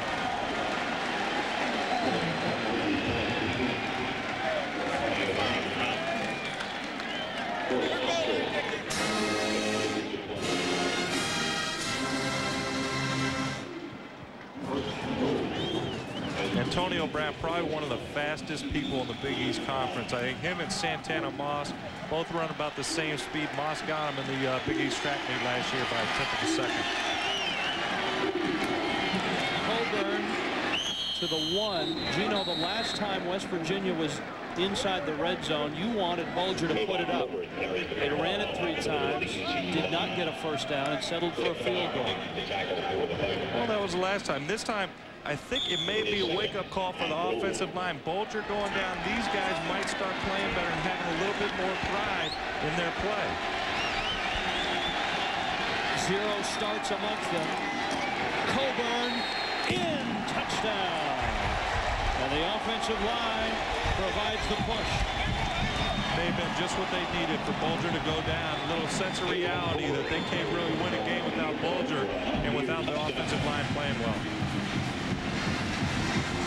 John Conti, Terry Dixon, Rick Gilliam, Tanner Russell, Matt Wilson.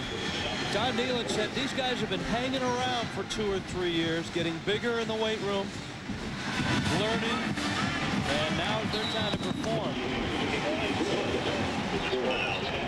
Jay Taylor adds the point, and it's a 2-point game.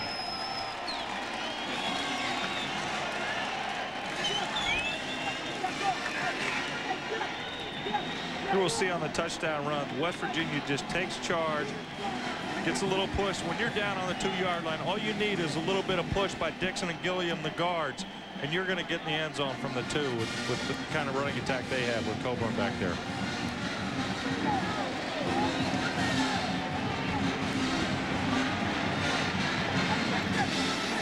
Tomorrow at 4:30 Eastern, the PGA Tour makes a stop in British Columbia, the inaugural PGA Air Canada Championship. Brandel Chambly defends his title. For more, log on to ESPN.com, part of the Go Network, go.com.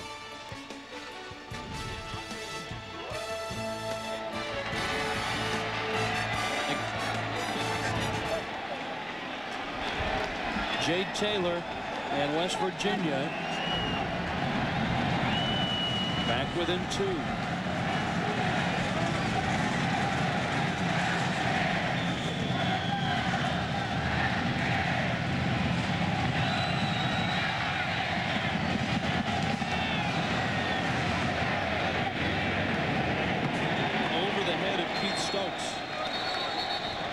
Back to the studio, Reese Davis. Rich in Ann Arbor, over on ABC, Michigan and Notre Dame. The Wolverines on the move, and they call on the A-train behind that veteran offensive line. First touchdown of the day for Michigan as Anthony Thomas goes in from the 3. Wolverines up by 2 in the 3rd quarter.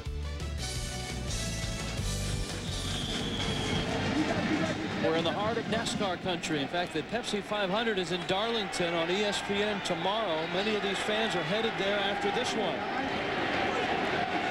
Erickson Stadium, home of the Panthers.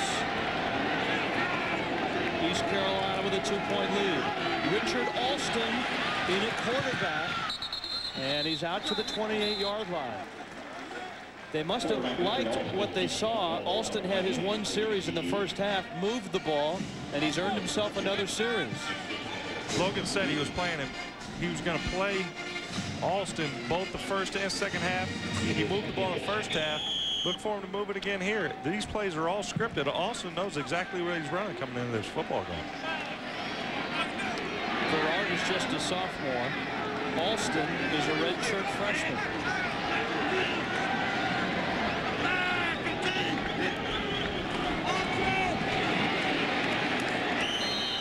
Close to the first down. Quarterback Richard Alston again keeping the football for ECU. Ryan Brady the stop for West Virginia.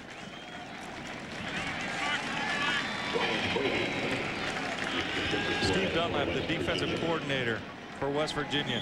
You got to look for him to start pressure on a redshirt freshman. This kid doesn't have a lot of snaps under his belt, not a lot of experience, not really too sure what he's going to do under pressure under a blitz. On the very right side, Dunlap with the hat on it and the headsets.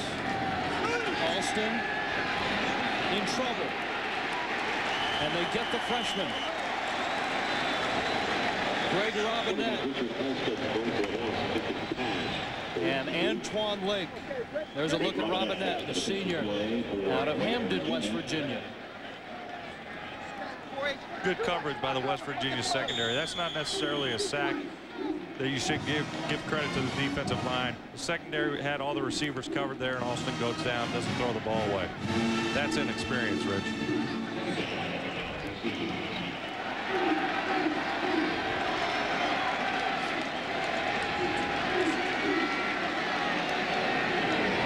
Receiver look.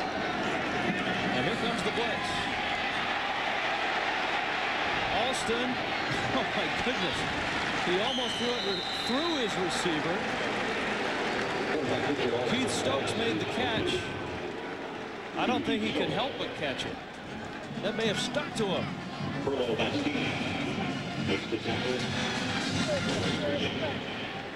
Here we'll see Alston show his athletic ability, moving around the pocket, almost looks like a quarterback draw. Then he just decides to pull up, sets his feet, delivers a strike. Nice completion. I don't think he has an off-speed pitch.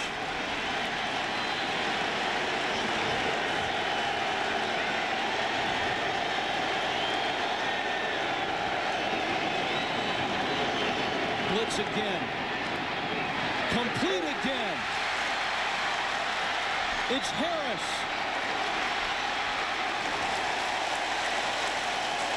Into West Virginia territory. Marcellus Harris. Boo Sensabaugh made the stop. Boo Sensabaugh making the defensive play for West Virginia. Harris is the go-to guy for the West Virginia defense. They're blitzing, they're man coverage. One guy misses a tackle in blitz coverage. Just a nice little crossing route, one missed tackle in blitz, and he's off to the races.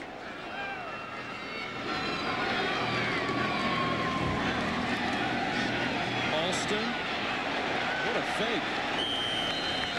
To the 30-yard line. 5 yards on the pickup. Richard Alston with the football. This guy's fun to watch. You know, he's impressive, but it's more impressive that this relatively new offensive line for East Carolina can pick up all these schemes and block them. I mean, they're doing a great job in pass protection, and they're also doing a good job in the running game. You have to be versatile to play in this offense, both up front, on the outside, and in the backfield.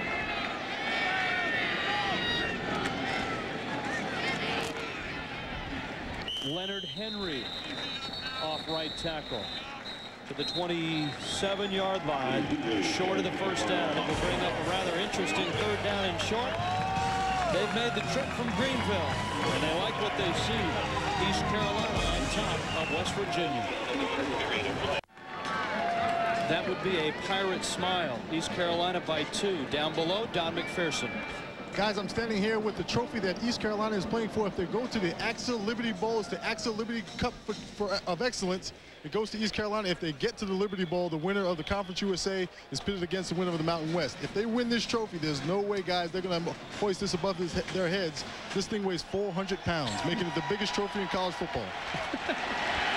They've had to try to lift it before. They won the Liberty Bowl a few years back. Big 3rd down. Richard Alston. Outside is Leonard Henry. The spot is all important. And it doesn't look like he has enough. Remember, Steve Logan has got a freshman kicker, Kevin Miller, who has hit both of his field goal attempts today from 37 and 42, and he'll bring the freshman out from 43 yards.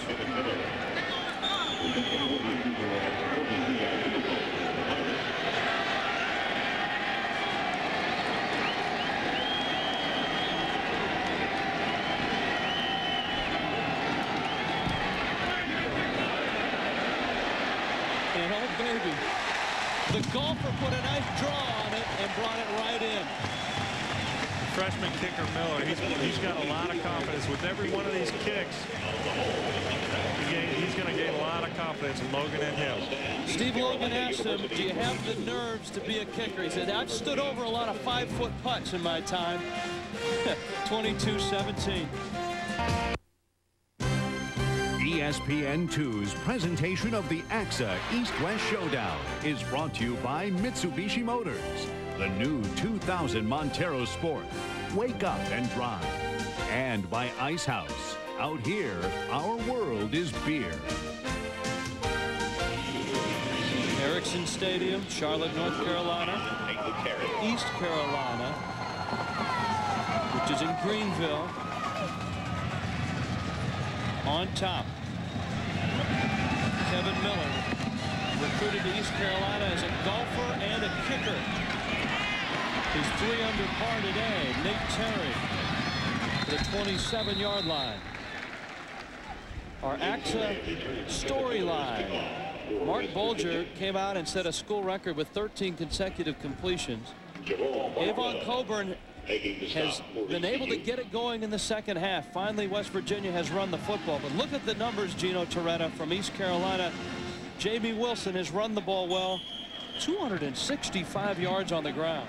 Averaging 10.6 yards an attempt off the ground. Anytime you run the ball like that, you're going to win.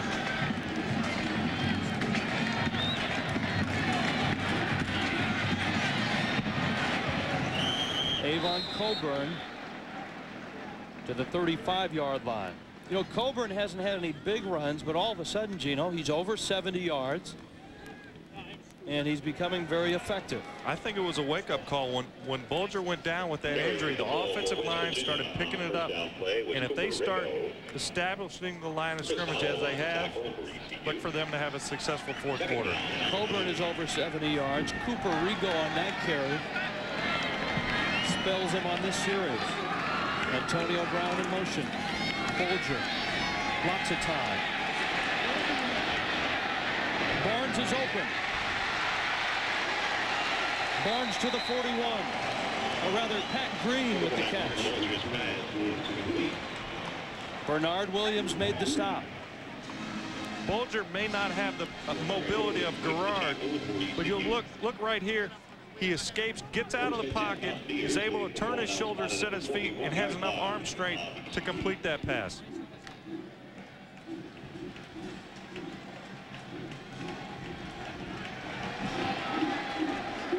West Virginia on the move.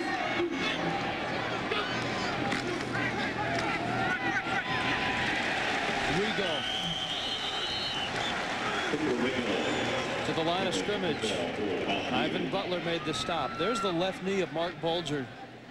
Looks like they put some sort of brace on it after that hit from Devon Claybrooks. Probably just a precautionary measure, Rich. I mean, he twisted his knee a little bit. I think that just that'll give him a little bit more stability in the knee. But he showed 2 plays ago it hasn't hurt his mobility at all.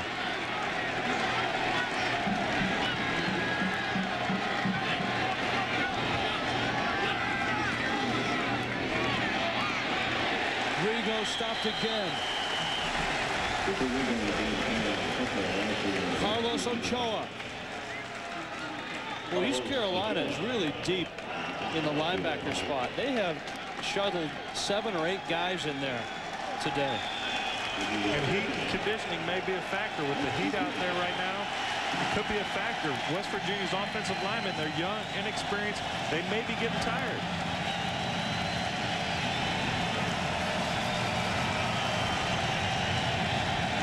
On 3rd and 10, 2 of 7 on 3rd down are the Mountaineers. Bolger, incomplete. Travis Mazik made the play on Anthony Becht.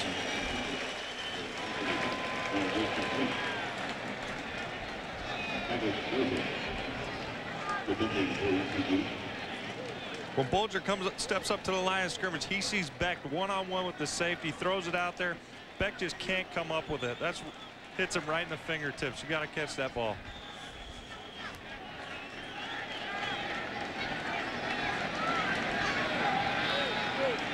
West Virginia will punt. Fazzolari at his 45.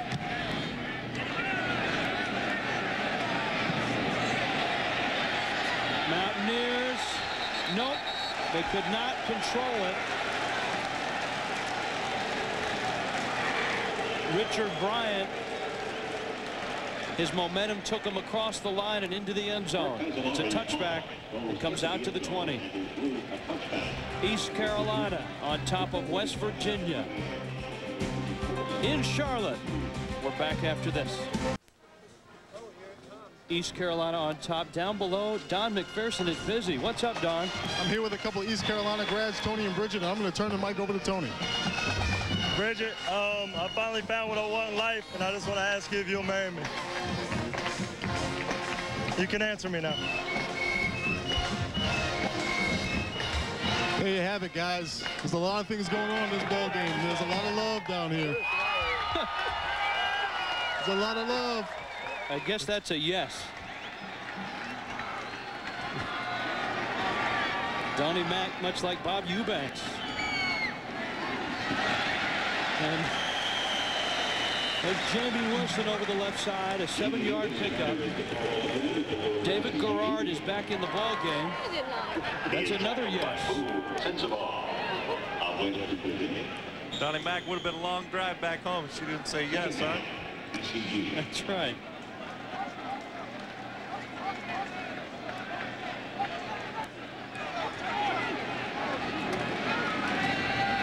Wilson, first down.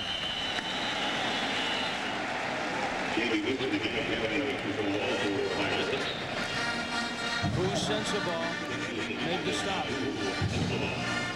So Steve Logan's rotation of quarterbacks has been a success. David Garrard has played well. How about Richard Alston, the redshirt freshman? He's led 2 drives, Gino, and they both have been scoring drives. They've both been scoring drives. He's pretty much done it with his feet, not necessarily his arm, but he's athletic, and he's made a lot of plays out there. Garrard. Sensabaugh with the interception. Boo Sensabaugh.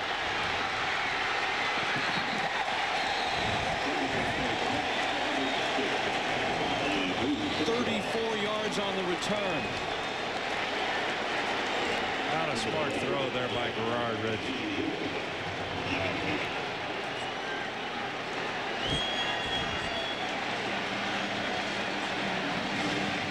The senior out of Norton, Virginia, Boo Sensabaugh.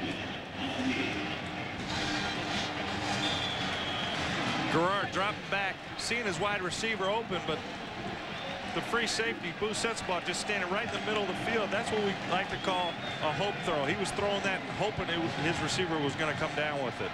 Bulger going right to the end zone. Green. Incomplete. Kevin Monroe on the coverage. West Virginia needed that interception. With 10 minutes on the clock in the 4th quarter, down by 5 points, they needed a turnover or something big to happen because they weren't stopping them at all. Here you see Logan talking to Garrard, basically saying, we don't need a big play right now. If they're not there, just throw it away.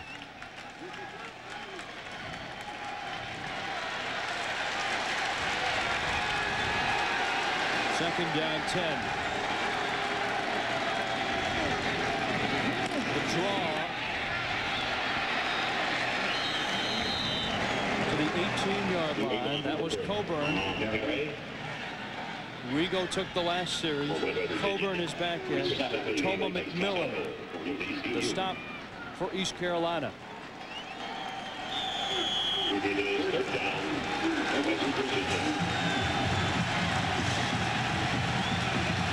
Don Nealon looking at 3rd and 4.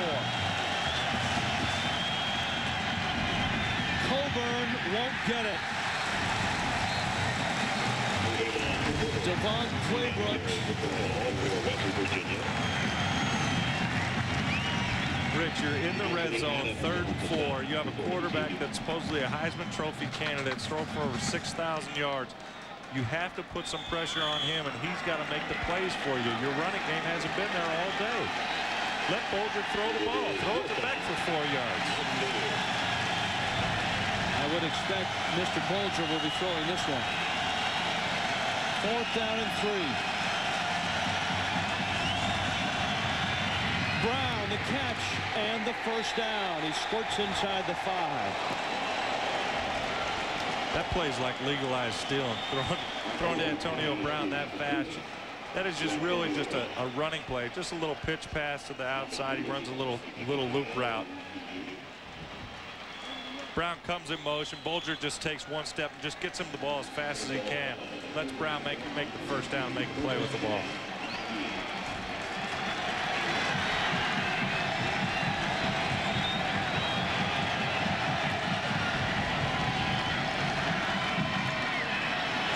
Colburn is swallowed up by Amadou.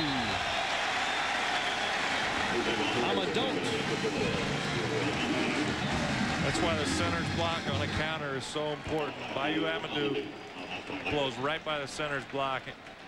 Gets in the backfield too quick.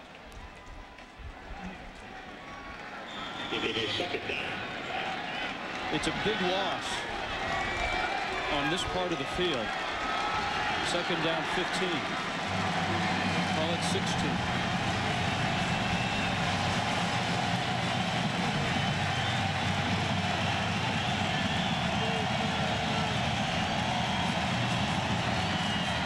Bulger to the end zone. Ivy.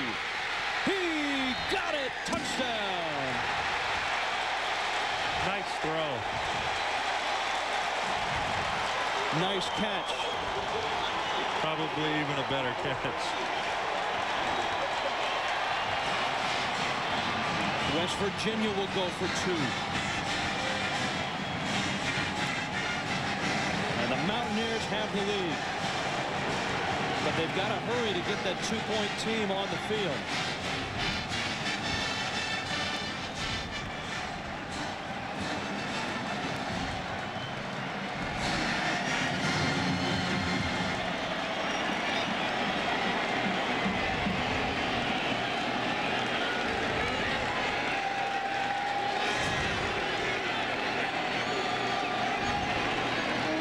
Bulger again going up.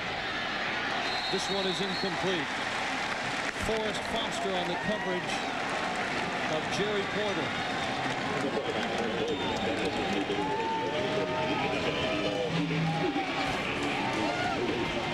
Mark Bulger, and West Virginia has the lead. Corey Ivy going up and coming down with 6.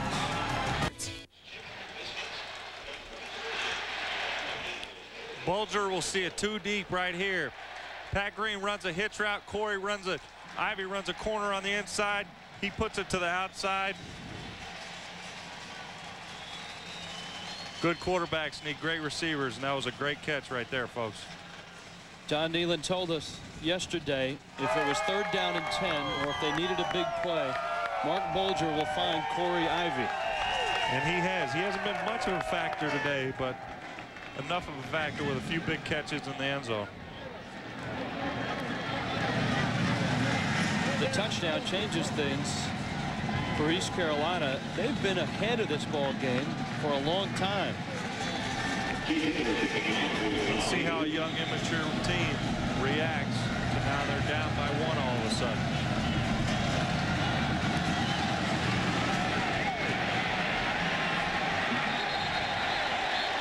All the way to the end zone. They'll bring it out to the 20.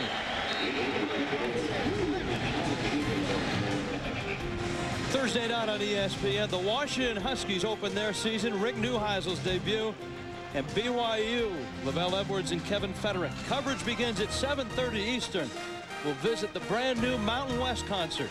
College Game Night starts it, presented by Gateway. Thursday night on ESPN. For more, log on to ESPN.com, part of the Go Network.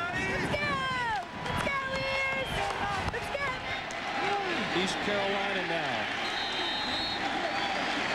Not just trying to run the clock, forced to move the football and get some points. Kyle Caden, the sophomore out of Fremont, Ohio, made the stop. They've had a few linebackers come out of that state.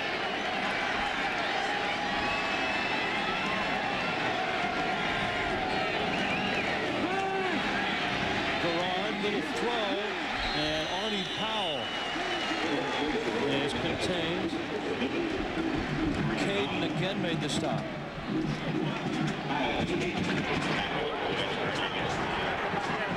Different feeling along that sideline. They're finally up by 1. Bolger's feeling a little bit better. Looks like he might have a slight gimp from that twisted knee. The pressure's all back on Coach Logan right now to go down and score.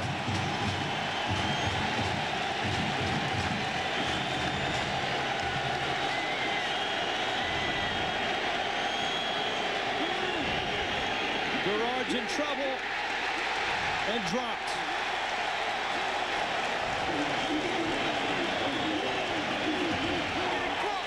Ryan Brady.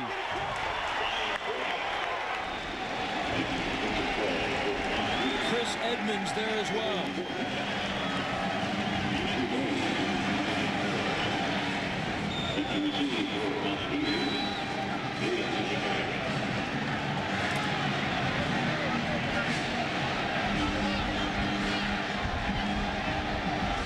Andrew Bays. The Mountaineers have blocked 1. An East Carolina roll to the West Virginia 33-yard line. The Mountaineers out of the Big West, or rather the Big East, have come back, and they lead this football game. The AXA East-West showdown. West leads East now. West Virginia on top of East Carolina. Let's go! The Mountaineer has been a much happier guy in the second half. Let's go!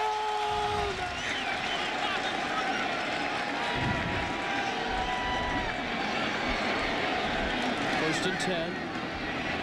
They'll keep it on the ground. Coburn to the 47, or rather the 43-yard line. Gain of 7. Kevin Monroe made the stop. Second down, West Virginia.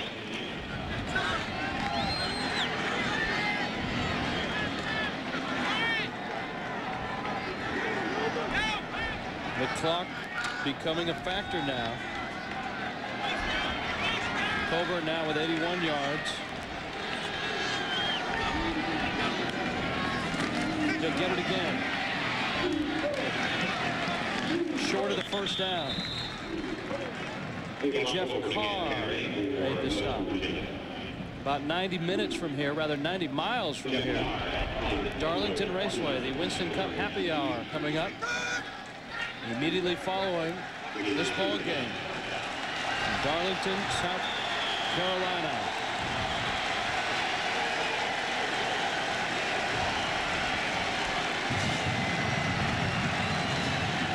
Third down, 1.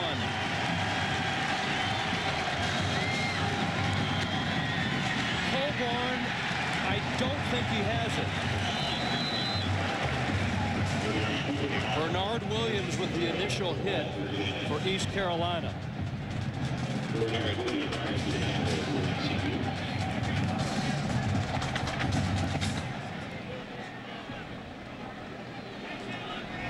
And they'll bring the chains over. We'll get a measurement.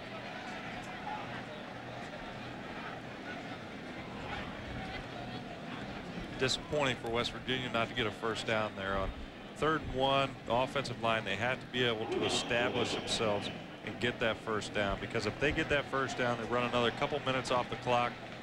East Carolina's got to go in a hurry up offense, a 2-minute mode, to come back down and score and try to beat them.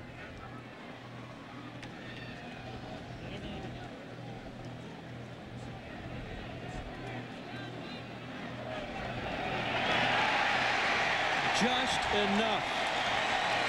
A generous spot in front of the East Carolina bench.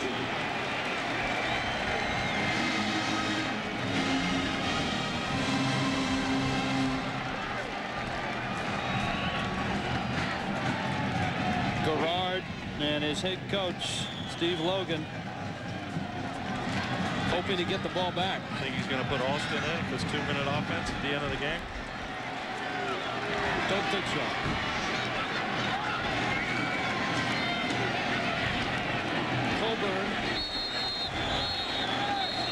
Jeff Carr makes the stop.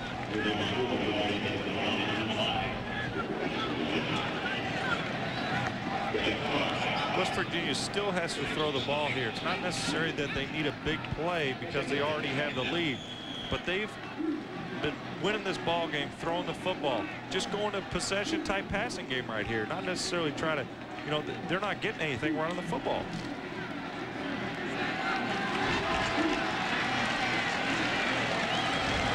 Dan Simrell with his hands behind his head, offensive coordinator for West Virginia.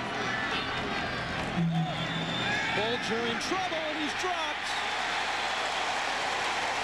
Carr got him. Jeff Carr.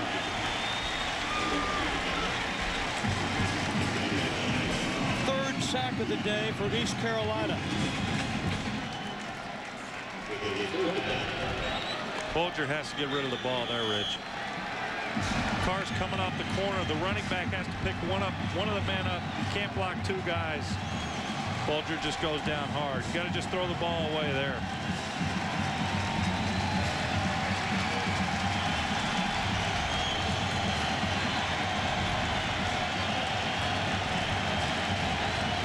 Under 3 minutes left in the game.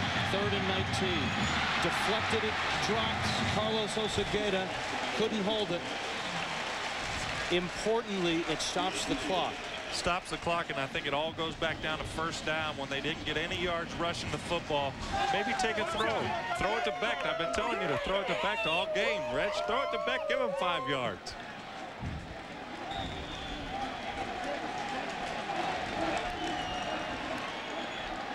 Don Nealon trying to get this punt off before the play clock expired. Stokes at his 17. And Stokes still on his feet. Hey, he's still loose. How about that? Mark Fazzolari, the punter, had to make the stop on the junior Keith Stokes.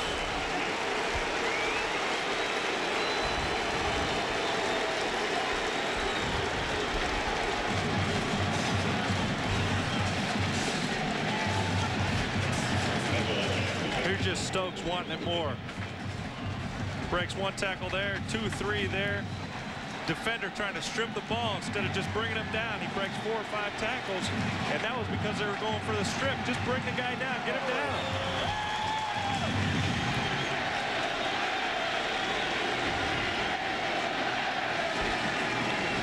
Harris in motion. Garrard.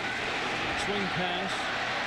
Wilson stops the clock right at midfield. Rich, here's where that failed 2-point conversion may come in. If Bulger completes that pass, they're up by 3, and a field goal only ties them. Now they're only up by 1, and a field goal beats them. So all East Carolina has to do is get in field goal position here. Remember, Steve Logan's team has missed a 2-point conversion today as well.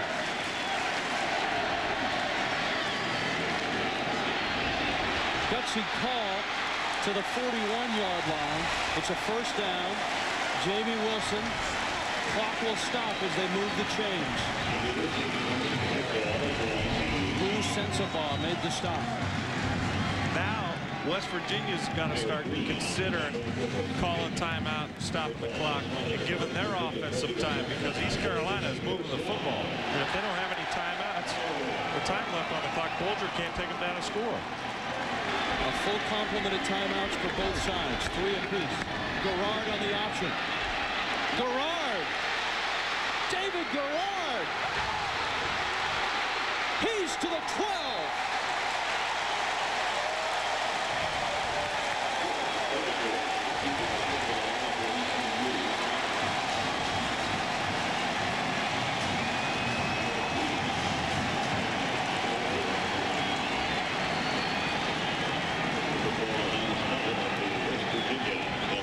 David Garrard has got his game on right here. Fakes the pitch. The defender goes for it, bites, breaks 2 tackles. I tell you what, Rich, for 240 pounds, this kid moves very, very well. 94 yards on the ground for Garrard. Wilson wrapped up. Clock rolls. East Carolina has 3 timeouts. Wilson has 173 yards on the ground. Tackled by Antoine Lake. Antoine Lake made the stop. If I'm East Carolina here, all I'm thinking about doing is moving the ball in the middle of the field, giving Miller a chip shot to win the football game in the last few seconds. If you're West Virginia, do you think about burning timeouts? I definitely do. I definitely do. They haven't been able to stop with their defense. Maybe a timeout will.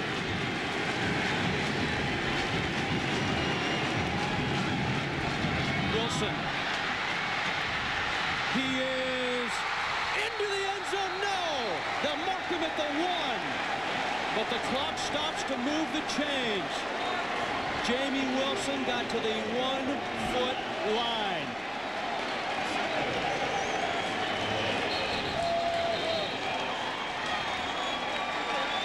The danger of the option. Garrard is running it. He's being able to throw it. He's having a heck of a ball game right here. West Virginia does call a timeout. Don Nehlen trying to regroup. We will as well. Steve Logan's Pirates are on the doorstep. We're back to Charlotte after this. West Virginia has a 1-point lead. And they're hanging on to it by a thread. David Garrard will keep it. He's in. Touchdown, East Carolina.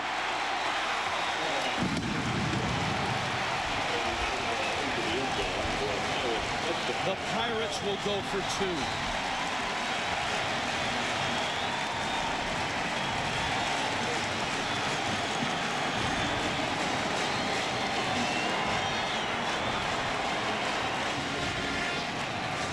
And the reason they're going for 2, Rich, if they get this, a touchdown will only tie them and send the game into overtime.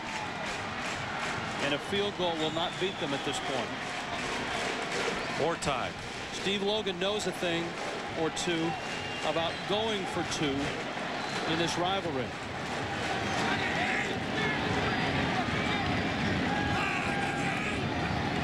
The 2-point conversion. Garrard, end zone.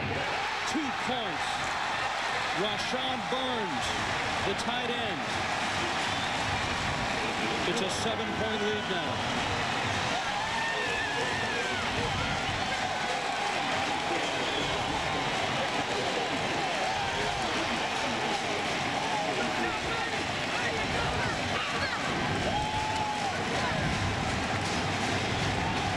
Erickson Stadium, 50,000 on hand, about 30,000 East Carolina supporters.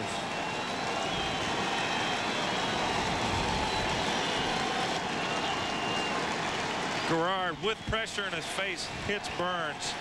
We've been looking for him all day. Actually, Doug Martin, offensive coordinator, loves this kid. Runs a 4.6 40. There you see Logan.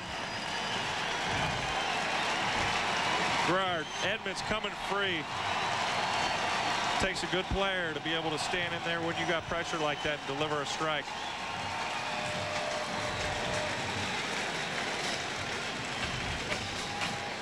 Six plays, 57 yards. David Garrard engineering and finishing the drive. The scramble by Garrard that brought it to the 15. The big play on the drive. West Virginia's defense has given up entirely too many big plays for them to be even in this ball game. They've been fortunate that East Carolina has turned the ball over a few times in the red zone, that they're still in this ball game.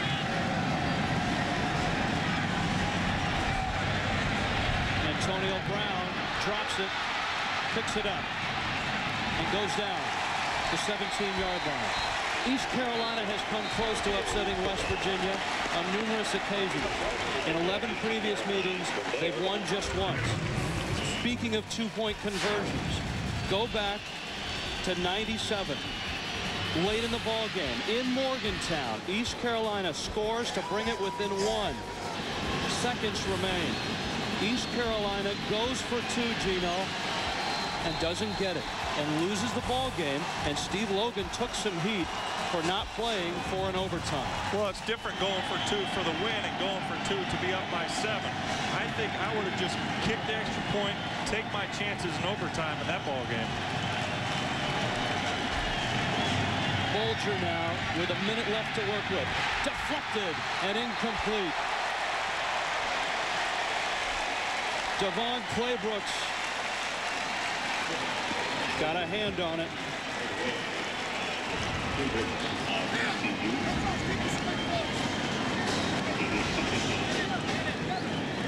Immediately following this ball game, the Winston Cup Happy Hour coming up on ESPN. This is going to turn into an East Carolina happy hour if this score holds.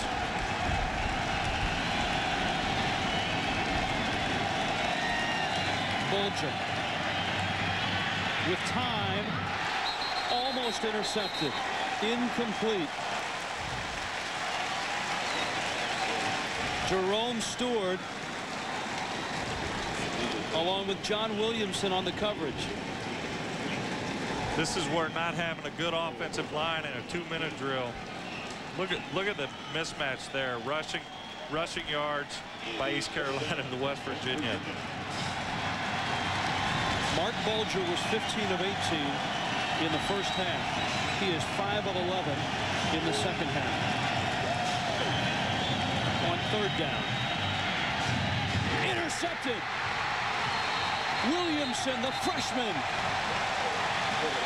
And Steve Logan is going to get his upset this time. It's a big win for East Carolina. Not only this ball game and the start of a good 1999 season, but recruiting. Both of these schools recruit Charlotte heavily. And a win like this, it could turn the table for their recruiting in their program.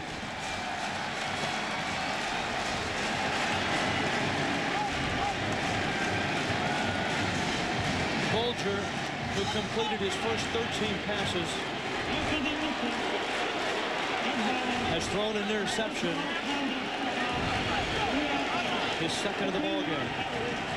Rich, I think it all comes down to the West Virginia offensive line not being able to establish the line of scrimmage. When they're getting pressured in his face, you can't expect any quarterback, whether it's Bulger or any other top guy in the country, to be able to sit in the pocket and deliver strikes when you got people in your face every play. West Virginia has 2 timeouts left.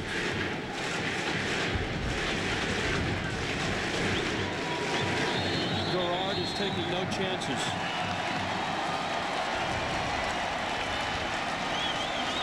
And Don Nealon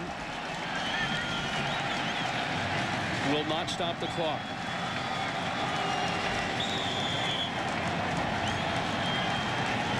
We told you earlier, East Carolina has a knack for knocking off a big-name opponent. They did it in '96, in '95, and in the Liberty Bowl twice. A huge, huge win for a program you should know more about. East Carolina out of Conference USA.